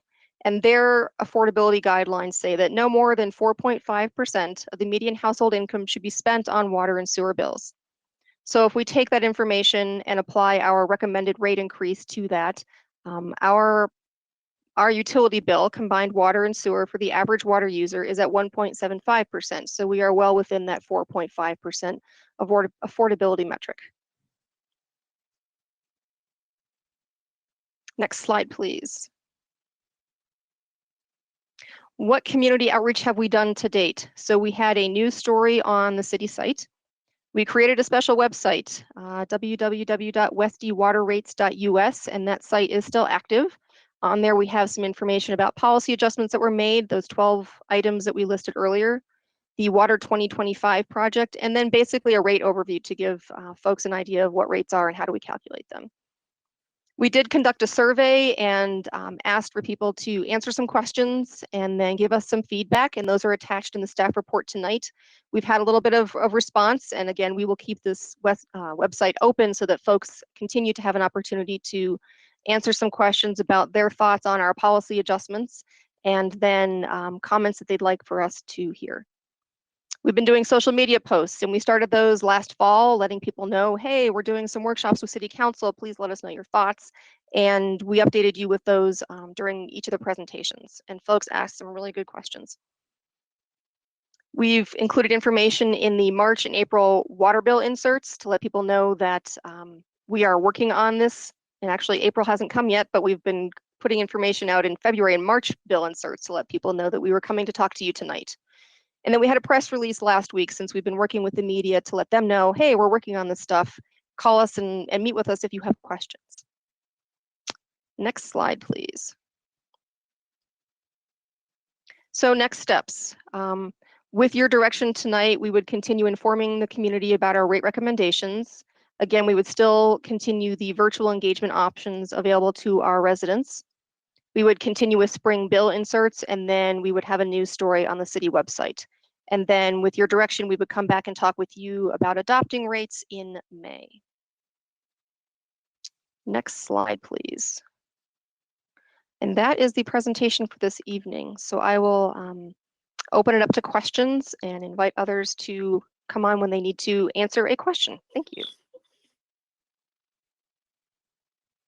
And Mayor and Council, as you have questions, I'll try to help direct your question to the best respondent from the utility finance team that's been working on this presentation. All right, Councilor Seymour, you're up first. Thank you, Mr. Mayor. 600-pound gorilla in the room. Can you give me the specific rates per 1,000 gallons by tier? Yes. Let me find my piece of paper. So the tier 1 rate for water for residential customers would be $4.13. Tier 2, $8.50, 50. And tier 3, $13.43. For commercial customers, it would be $7.98. That's for the water fund. For the sewer fund, residential customers would be $8.29. Non-residential customers would be $8.38. Thank you. Is that it, Rich? Okay. Councilor Scully?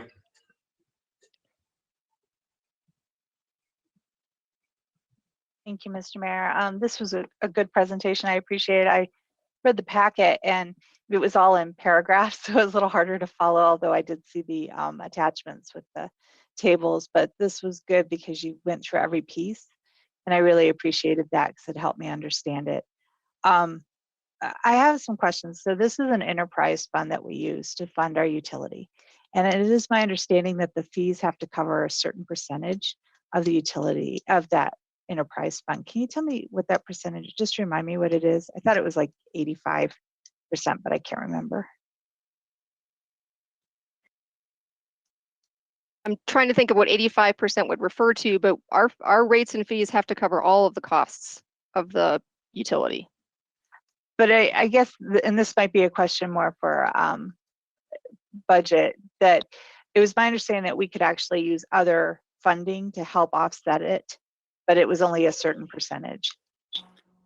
Councilor Scully, could I ask Tammy Hitchens to come on and give you the definitive answer to that question?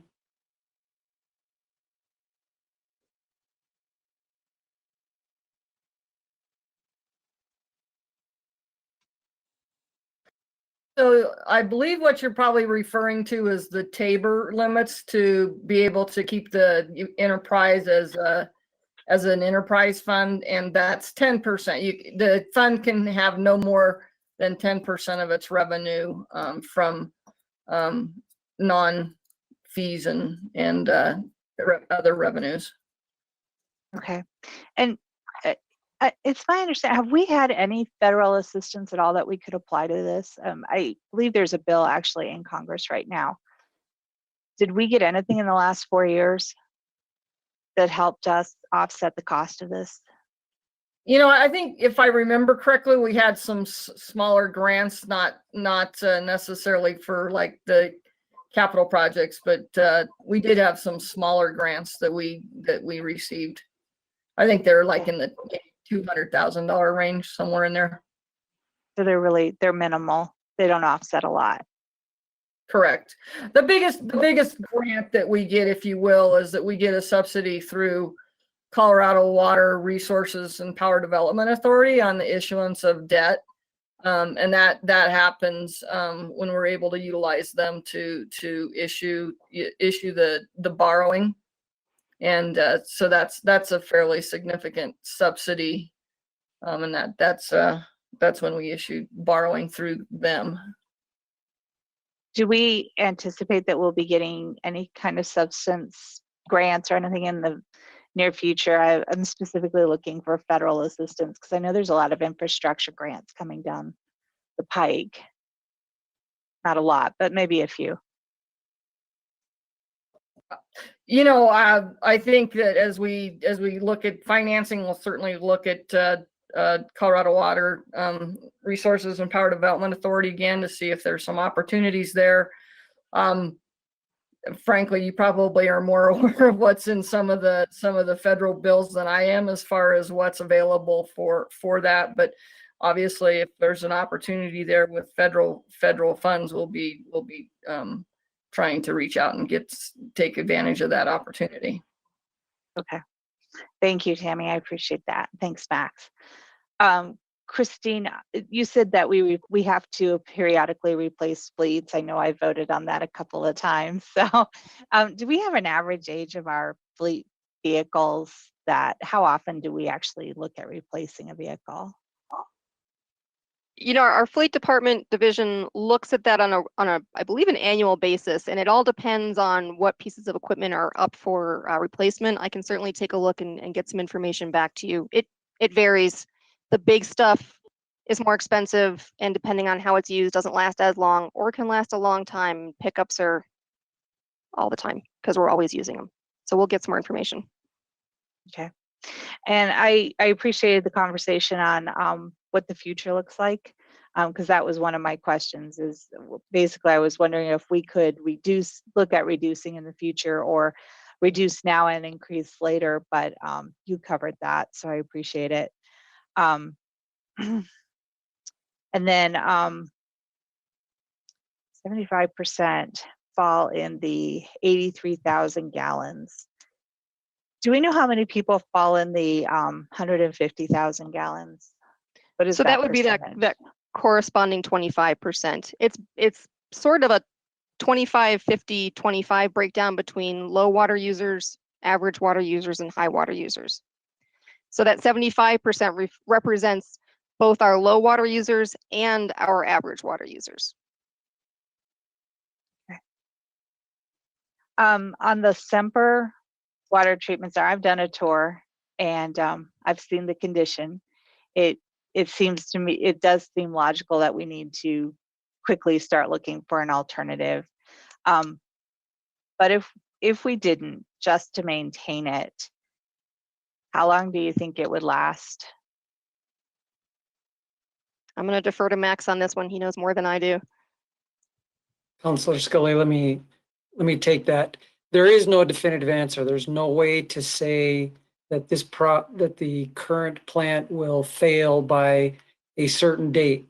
What we have done in the Water 2025 project, however, is planned for it to run at an increasingly diminished capacity by treatment train until we get out to the year 2040.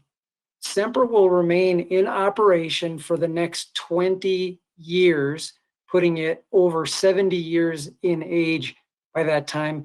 And we will have taken down its ability to produce water along the way as our new plant comes online and starts producing water. So we'll have our needs met, and it'll be on a planned obsolescence by 2040. Okay. I had a question about that. I'm trying to think of how to phrase it. Okay, I'll just let that go. So I understand the situation, and I'm going to be in favor of moving forward tonight. I have concerns. Most of them are around economic concerns. We're sitting in the middle of a 100-year pandemic. We still have a lot of people unemployed.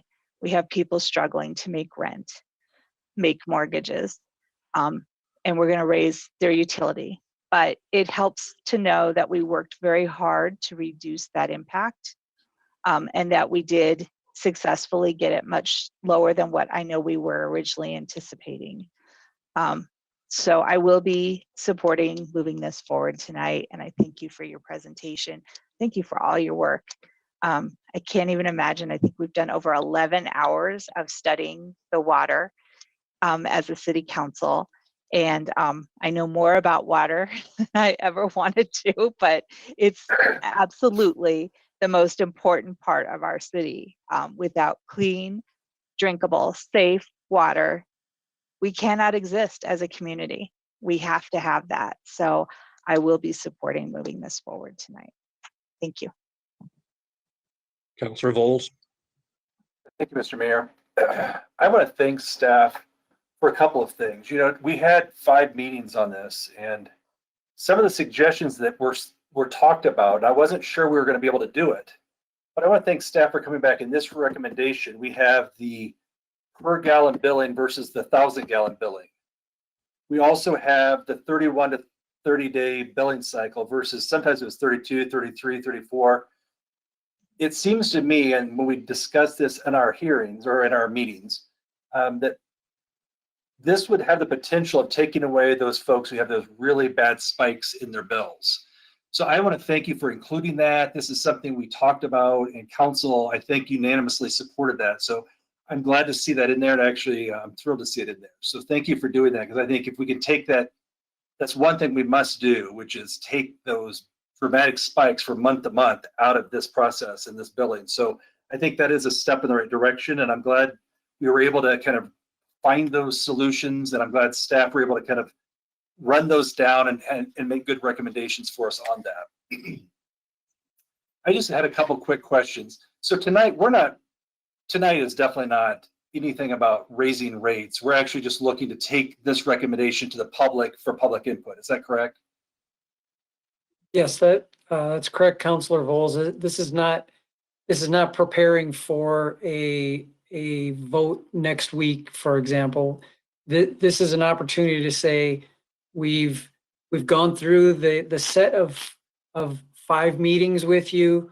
We cataloged and characterized and studied and evaluated all of the items of direction. We've come back with this as the solution that meets the reliability, quality, and lowest cost to our customer.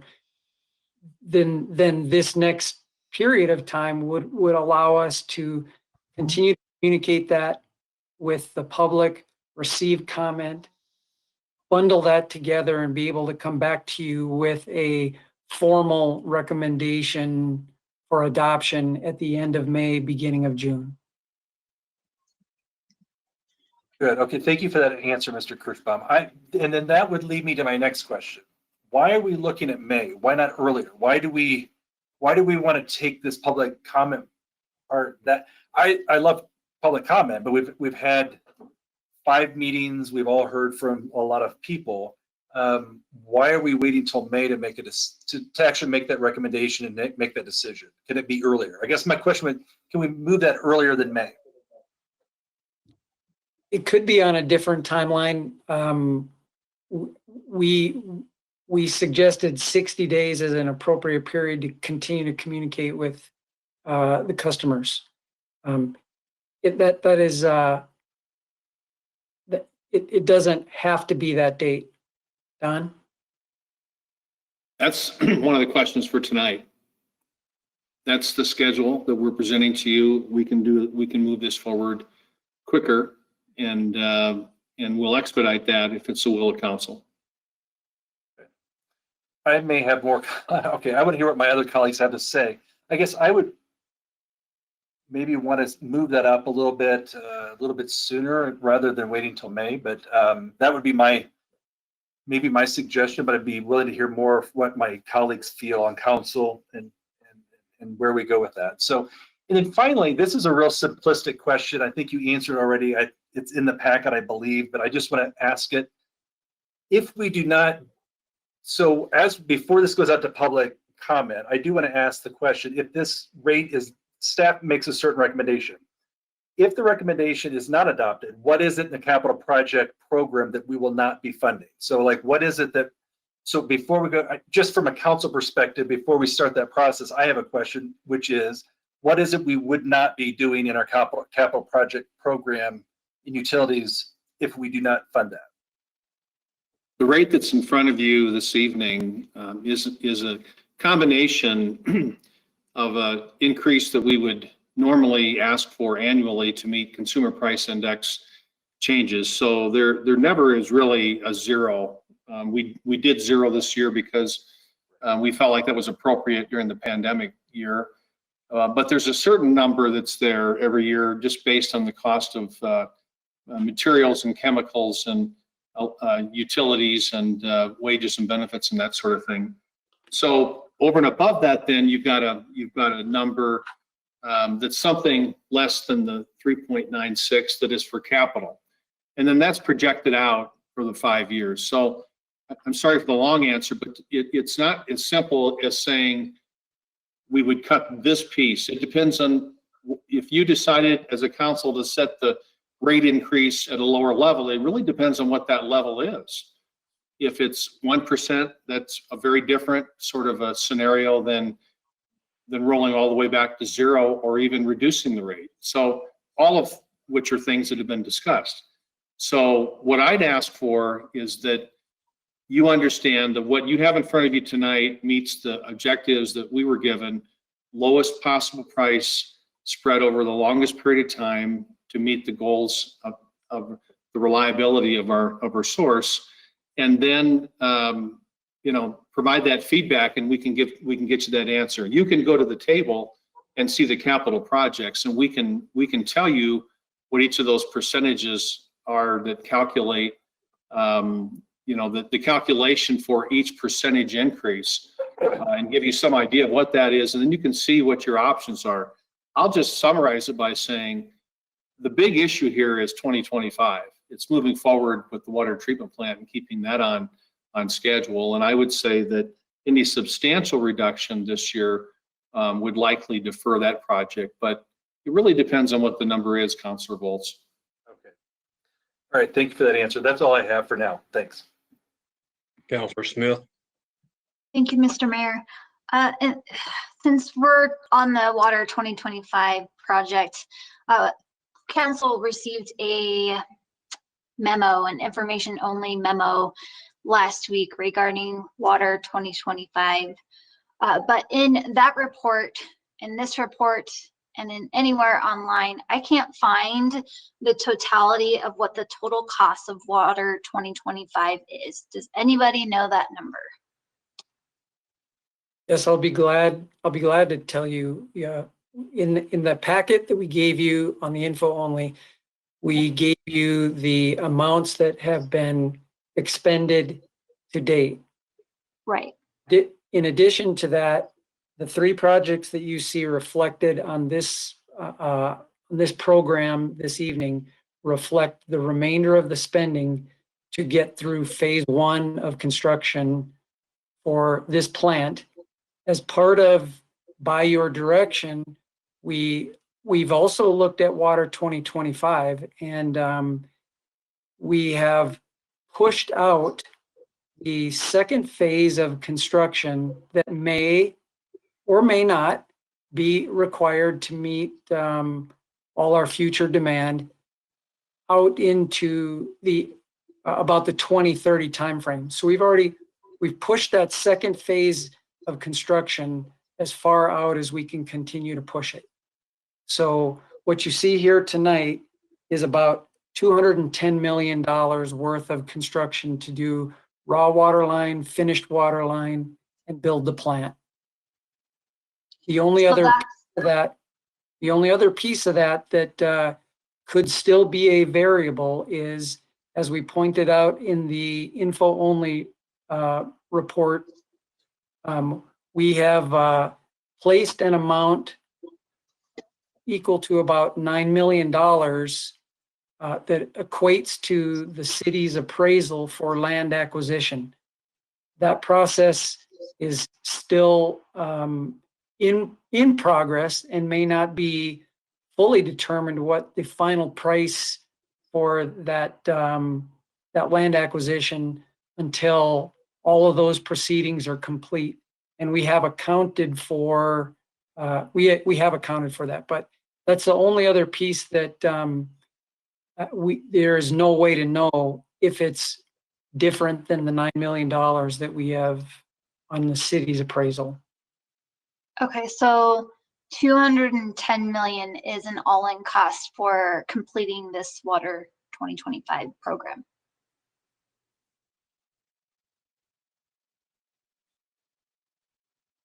Am I understanding that correctly? Yes, that's correct. Okay. So then at what point then for a planned project within the fees that we collect for water and sewer rates, is that part of what we've been collecting all along for this project? From the start of the city of Westminster for collecting water and sewer rate fees. So a certain percentage goes towards Water 2025, right?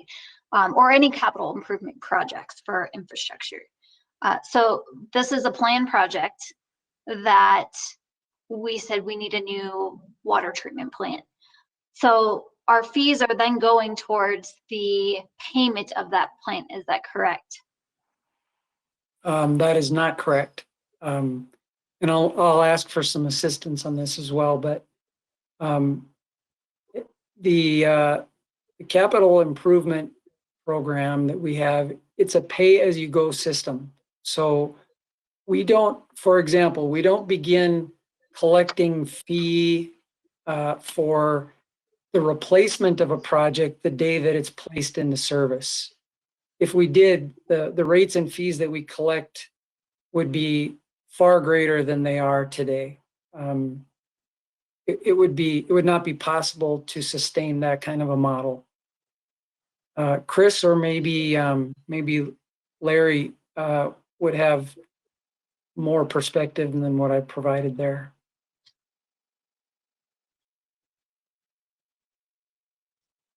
Mr. Kirschbaum, thank you. Larry Dorr, Deputy City Manager and Chief Financial Officer.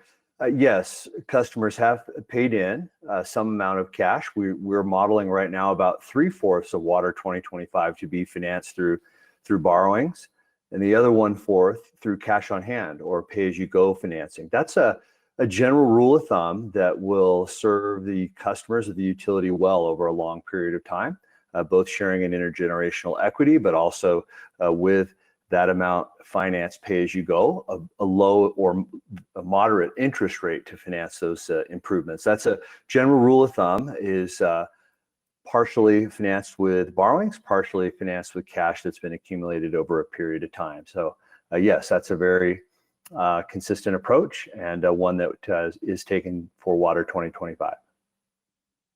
Okay, thank you. And forgive me of my ignorance in this, but at what point then do the fees and the structure breach Tabor and our residents in paying for this type of project? Well, all of the fees paid by customers are credited to the utility, to the enterprise. So all of that revenue coming in will be from the provision of service. So there won't be any instance where it exceeds some Tabor limits as described earlier by Finance Director Hitchens. Okay. So part of the, I'm going back to communication here. And part of the communication that went out was a press release that we would be reviewing these water rate structures this week with no notice to council, which is, or we knew it was coming within the time frame, but I would say that it's a little off guard for us as we're now getting resident feedback as far as, hey, a press release went out and here are the recommendation. What do you think about it? So it is a little nerve-wracking and a little concerning that the information went out to our residents before council had even seen the policy on it. But regarding that though, the information in the report for our customers, it doesn't seem to me that we're actually listening and have listened to concerns over the past year. And so, and one of the examples is from the report that the increase of 3.98% and the increase of 5.50% for sewer rate will impact customers differently based on their unique water uses. So have we as staff addressed the concern on not fairly structuring the water rates, as far as some people have different lot sizes than others? Chris, do you want to start with that? Sure. So Counselor, the tiered rate structures address each customer's unique water use. So if you use less than 6,000 gallons a month, you stay in tier 1. 14 to 20, tier 2, above 20 is tier 3. For customers who have large lots, they certainly have options as far as taking part in our conservation programs, reducing their water use. Those are options for those customers. Okay. Well, what's brought forward to us tonight is to bring it to our residents. I'm very, very supportive of customer, citizen, resident, community concerns and having their voices heard. So in that regard, I am for moving that forward. As far as the rates and what is recommended, I'm not. I am not in favor of. I know that's not the discussion tonight. As long as that we're moving forward as far as truly hearing the voices of our residents, because I'm going to be quite frank, the responses that we've received, at least in this report, there were 4 people, as far as I understand, that had responded. And last year we've heard many more, way more than 4 people on just keeping the rates at what it was. So if it comes back and that we have only 4 people that have responded, I feel like there's something incredibly wrong in that regard. For the timeline, since we're still virtual, I know that there's still a plan to come back, I believe in April 12th, I believe it's what we're shooting for. I am very much for keeping this at a May timeframe, because with that 4 people responding, it doesn't make sense to me that we're not even in public reaching these people, not at their doors, not at their phones, and not at their emails. And so to have that amount of time to allow people to have their say as far as getting together and getting the word out that this is happening is important to me. So I would say that keeping a May timeframe is on point with staff. I'm on point with that. To make sure that we are actually truly hearing and doing our due diligence with this. So that's all I have. But thank you for bringing this to us. And I look forward to finding more conservative and more innovative ways to keep the rates as is. Mayor Pro Tem. Thanks, Mr. Mayor. I have just a couple of questions and then some comments as well. I appreciate the staff report and all the work that went into it. After our 5 conversations on our water utility, our wastewater utility, I know we concluded by going over what we as a council gave you some direction. And essentially what I heard from everybody is we wanted the lowest possible rate that allowed us to have safe, compliant, dependable, reliable water. And it looks like staff threw the kitchen sink at that problem, really trying to look at every opportunity to lower the rate. And I think it's important to note, and I don't believe Chris highlighted this, but I could be wrong, that in our staff report, it states that this is the lowest sustainable rate that includes the Water 2025 project, which is planned to replace the aging Semper water treatment facility and the highest priority utility project. To reduce costs, to get to the rate proposal that's in front of us, staff adjusted a number of factors in the short and long term, which resulted in approximately $700 million of savings over the next 20 years. That's significant. It looks like one of the ways we did that was taking $11 million out of our rate stabilization reserve, because we had very rarely tapped that reserve. So I believe this depletes it by 2/3, still leaving 1/3 in there, which should more than cover our historic usage of that fund. And so I think that was something that everybody agreed was a good way to try to lower the rates. And I'm really happy that staff followed through on that. I do have I have a question in regards to the CIP and reducing the more aggressive funding schedule, which deferred about $435 million. It said that this will not reduce the downward decline of the Westminster's water and wastewater infrastructure, but I believe Chris said just in her comments, they're comfortable with this. Can we discuss this? And can I understand, does this increase the cost down the line? Why are we comfortable with this? How did we kind of change our thought process on that?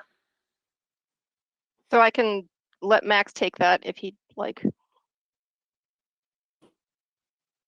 We're comfortable insofar as we have done what you've asked, which was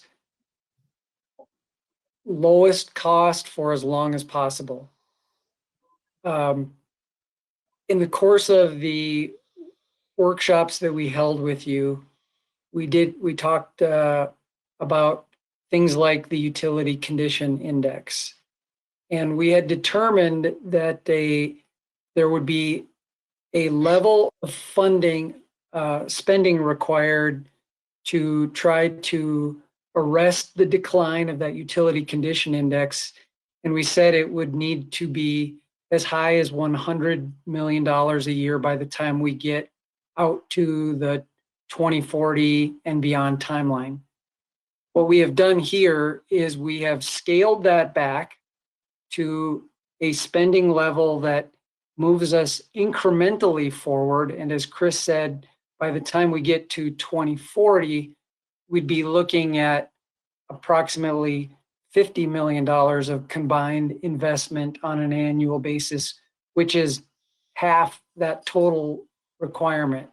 So this puts us on a path to continue to try to wring every dollar out of every project and wring every day of life out of every piece of infrastructure, and still be able to replace or upgrade it before a failure would occur. So it's the best we can do with the guidance that you asked us to take on. Okay. I appreciate you taking the time to answer that. So, I mean, it would appear to me, based off of that, there is no fat in this rate increase. I mean, you're lowering the amount that we wanted to reinvest into our system by half each year in order to still be able to fund Water 2025, because we have a failing water treatment facility, and so these rate increases will still hit. I just want to make sure I'm clear on this. They're still going to hit the goal of a sustainable water system and wastewater system that will provide our residents safe and compliant service. Is that correct? As we said on that first slide, that's the commitment. We will bring the best CIP program this year, in the 5 years that we show on the slide, and every year after that, to best take care of what we own, provide safe, reliable, quality at the lowest cost. That's the best I can say. Okay. Well, I appreciate. You've asked us to reduce spending. You've asked us to reduce spending. And one of the ways we're doing it is we're pushing down the road the spending of the amount of money that we recommended a couple of months ago And we will continue to work diligently to look for innovative ways to reduce spending and to take advantage of any outside revenues that we can to meet the needs. And of course, the evaluation of that changes as we continue to look at the utility and the equipment and continue to get better at all of that. So it's not comfortable necessarily, but it is what we thought we could do to get council support behind the minimal fee that we could bring to you to move forward and to be able to have the 2025 move forward on the schedule that we recommend. So there's nothing that's comfortable about this, Mayor Pro Tem, but we have done the best we could do and wrung every last penny out of this. And it may not look that way to some, but there was not an option for us to come back to you and artificially give you no rate increase or reduction when we know full and well there's going to be a need for some additional spending to protect the utilities infrastructure and the security of our system. Thank you. So yeah, I mean, I don't recall the conversation quite that way, but I do know we said we wanted the lowest possible rate and to provide the safe water and compliant wastewater. So I do appreciate that. Thank you for this work. It must have been a lot of work. I can't imagine wanting to not invest at even this level because it does seem significantly less to me. So I'm supportive of both the going to the public and bringing this to them. And I would just ask that we fully explain all of the information that was in the staff report explaining how we got to this number, because I do think it shows that we have been listening and doing everything we can to address the concerns of the community. To put an exclamation point on what all of us should feel like that are not the water and the wastewater and the water utility engineers, we rely heavily on them and their consultants. We hire the best people. We have the best in this business, and we hire the best consultants. And I will tell you that we can all rest comfortable that when Max and his team, with the support of our consulting team, come to us and say, we can recommend this, we can do this, that we should feel comfortable with that. And I do, or I wouldn't be here, and I wouldn't say it with that firmness, but we did do everything we could possibly do, including the $700 million in savings that also is a consequence of a cross-functional team between the CFO's group in budget and finance, working with the finance group within the utility with all of their experience. So I'm actually, this is I'm very, very proud of this work, and I'm confident in it. I'm very confident in it. But at the end of the day, you'll set the rate, and then we'll figure out how to move forward. This is what we brought to you tonight that we recommend, and now we want the community to have a chance to weigh in also. Mayor Pro Tem, do you have anything else? Apparently not. No, it's fine. Councilor Demott. Thank you, Mayor, and thank you for the presentation. First question I have is on the agenda memo, and I recall this, and I'm trying to find if there's a number, and it doesn't appear there is back in the 2018 agenda memo, but around the meter service fee. And so, do we know what number that actually will be when it gets to the level that you want it to be at, or that you anticipate it being at? What is that actual dollar amount per month for residential? Chris, about that a little bit in terms of, just as a reminder, that's the fixed component of the water portion of our fee, and the target that we're moving toward. So I don't have that exact number because it's going to depend on how the rate increases move forward for the next several years. The goal was to get us to a 20% of a fixed revenue by 2026. I don't know where we are on track with that because obviously this past year was a 0% rate increase. So we are continuing to move towards that rebalance, but I don't have what that number would be. That's fine. Could we get that back to me if the rates are what they show or what you're recommending? If the majority of council approves this, what does that look like in 2026? I've been kind of doing some math here as far as like what that compounded out is in 2026.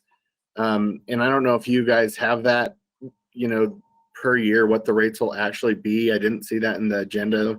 So I do think that that's relevant for people to understand what those percents are, because obviously each year it compounds year over year. And so I wouldn't want to share my numbers and have them be wrong. So if that's something that you could provide to the public, that would be great. A couple other quick questions that I have just from listening to some of the conversation here tonight. So, well, just in general, things I've been thinking about too. So like when we talk about Semper is 50 years old, there was a comment made early on by Ms. Gray about it's not something you often do is replace a water plant, which is true. You don't. This will be the first time if this happens in Westminster's history. I mean, but what is that typical life so people understand? And I think we've kind of talked about that before, but I don't remember what that number is. And I imagine everything's a little different, but like, what life do you expect to get out of 2025? You build this plant, and I especially think that's relevant when you talk about how many years you're going to bond it.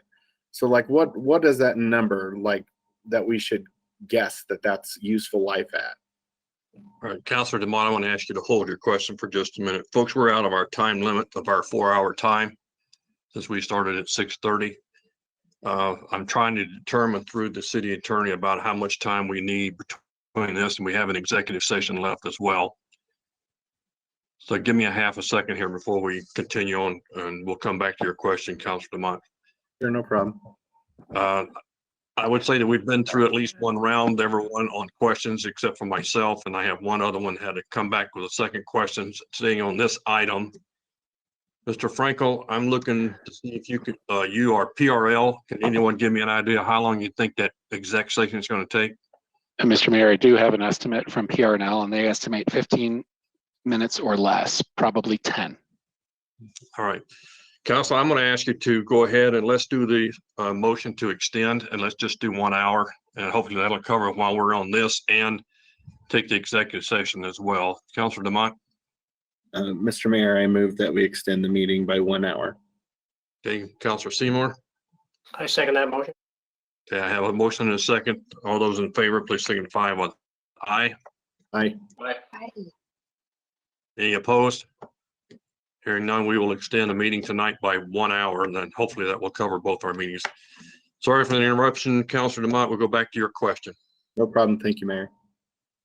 Councilor DeMont, I'd like to ask Larry Dorr to join us to talk a little bit about life cycles, and cost.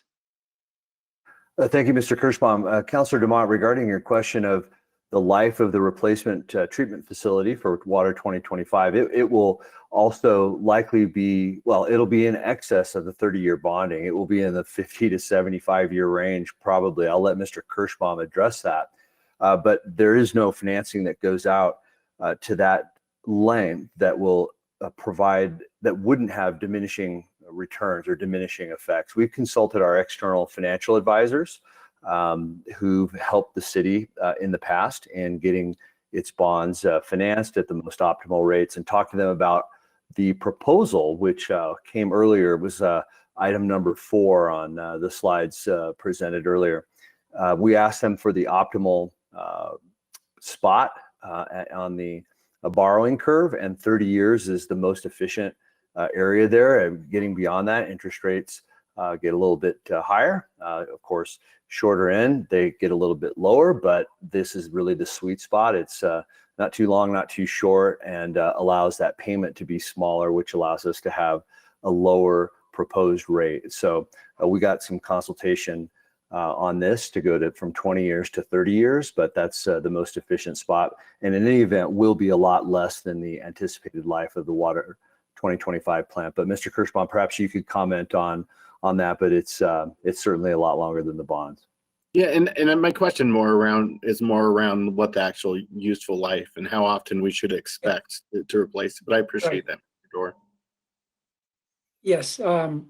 So by the time we fully retire Semper in 2040, it will have hit its 70th year of operation.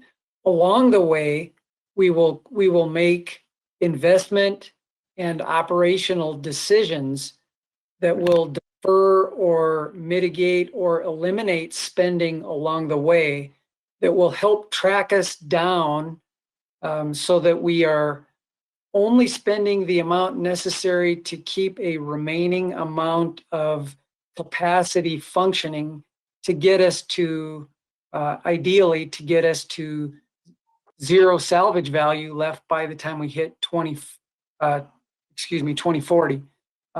Similarly, this one will have a lifespan that's in that similar range, probably a 75-year range.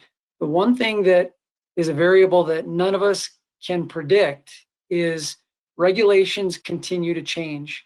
Water treatment standards will definitely continue to change. We know that because that's the path we've been on. And, we could cite example after example. So there is one variable there that we do not know what 20 or 30 or 40 years from now might look like in a regulatory environment.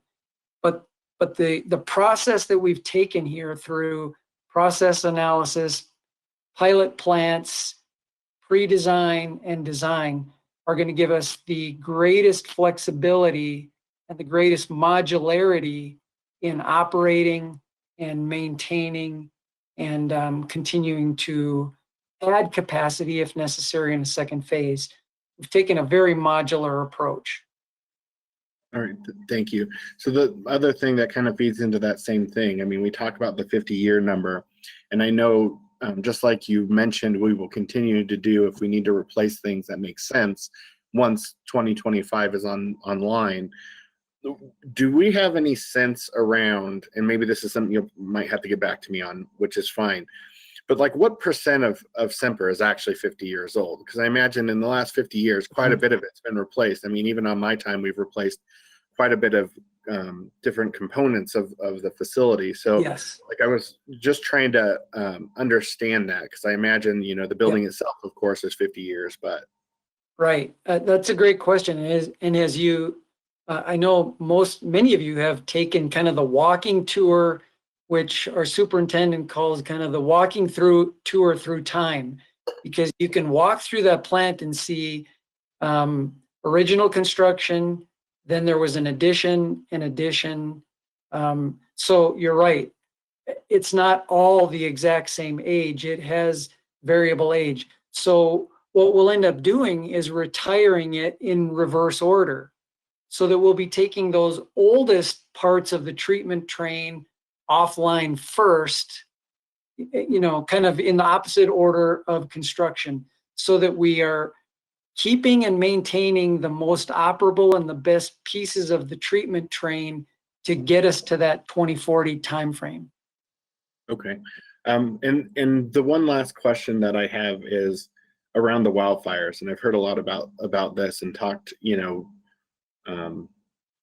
to different members of council about it and people who are on the 2025. One of the things I'm curious about is like what happens today? Like, I mean, we're not new to wildfires, and I imagine the technology is a lot better, but I mean, we're not totally at risk right now, right? Like there's a method if we had one in the watershed that we would execute in order to keep safe drinking water, correct?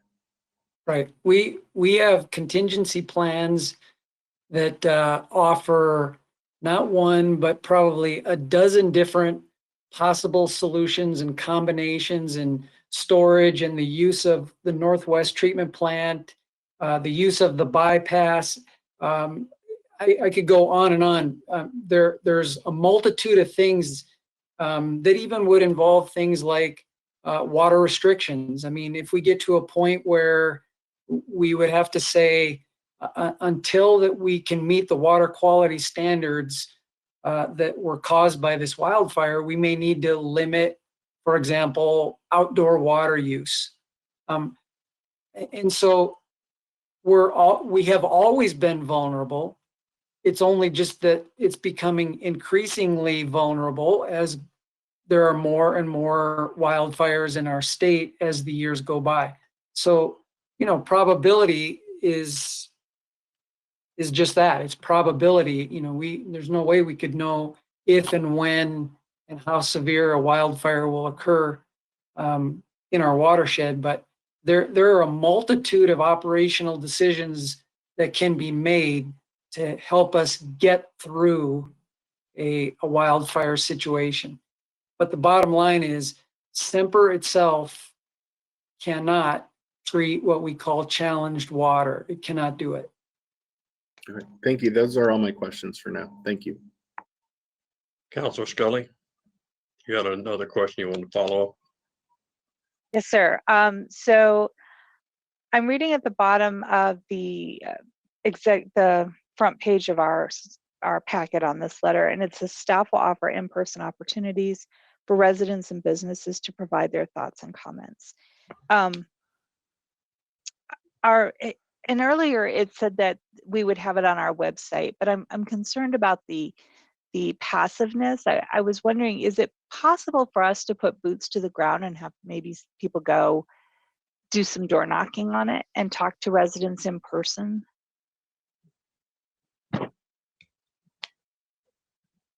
I think that's probably something we could consider if there's, I'm looking for that statement. We will look at our options as far as what's available to us for staff, and then time, and then safety. And I think that's what I can say. I can certainly let Max chime in as well. Well, we'll look at a way to do more, but I have to say, Councilor Scully, I don't think we're going to send staff out door to door right now with COVID the way it is.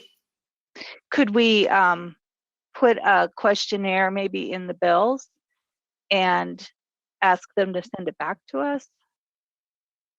I'm just worried that when we put it on a website, we're expecting somebody to come and find it on our website and complete it. And I think that will reduce our numbers and the people that will take the time to do it. And so I'm just trying to figure out how could we better reach out to the public and ensure that they are giving us the feedback. And the bill inserts. Yeah, Chris, aren't we including some bill inserts already on this? Yep. So that westywaterrates.us is the site for feedback. Also, there's a survey, but you can also provide feedback. And that is on the bill inserts. So it's been going out. It will continue to go out if you direct us to keep doing community outreach. Okay, and I'm sorry, I'm just trying to get clarification. So are the inserts just information, or are they actually survey, fill this out and send it back to us? The insight, Councilor, the actual, I'm looking at the bill insert right now that came in my own bill this week. The bill insert specifically says the city will be reviewing its 2022 water rates in the coming weeks.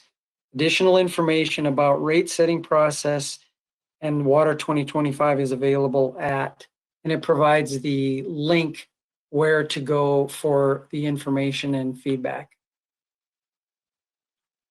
Okay. I'm just concerned that we have residents that don't necessarily interface with digital very well, and I'm worried that they're not going to have a say in this process. But I do remember the insert. I just didn't think it had a survey on it, and it sounds like it doesn't. It sounds like we refer them to a site. I'm just worried about the people who are going to get left out. That's all. But okay, thank you. Right. Other comments from council on this item?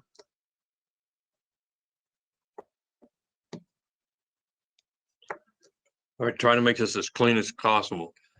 Staff is recommending that this go out and be on a public comment period for up to 60 days. I think the date is sometime in May. And that we are asked not to be making any kind of decision on what's being proposed tonight, only really is to send it to the public. So to shorten this up, is there any council who objects to sending this out to the public for their comment and review?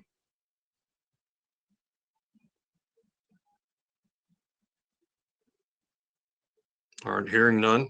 Max, you guys get the thing out. Let's get it into the public so we can get feedback from it, and we'll be looking for something in late May, June. Understood. All right, Thank ladies you. and gentlemen, that concludes the business that we have before us tonight, with the exception, we do have an executive session that's required. Mr. Frankel, if you'll come online.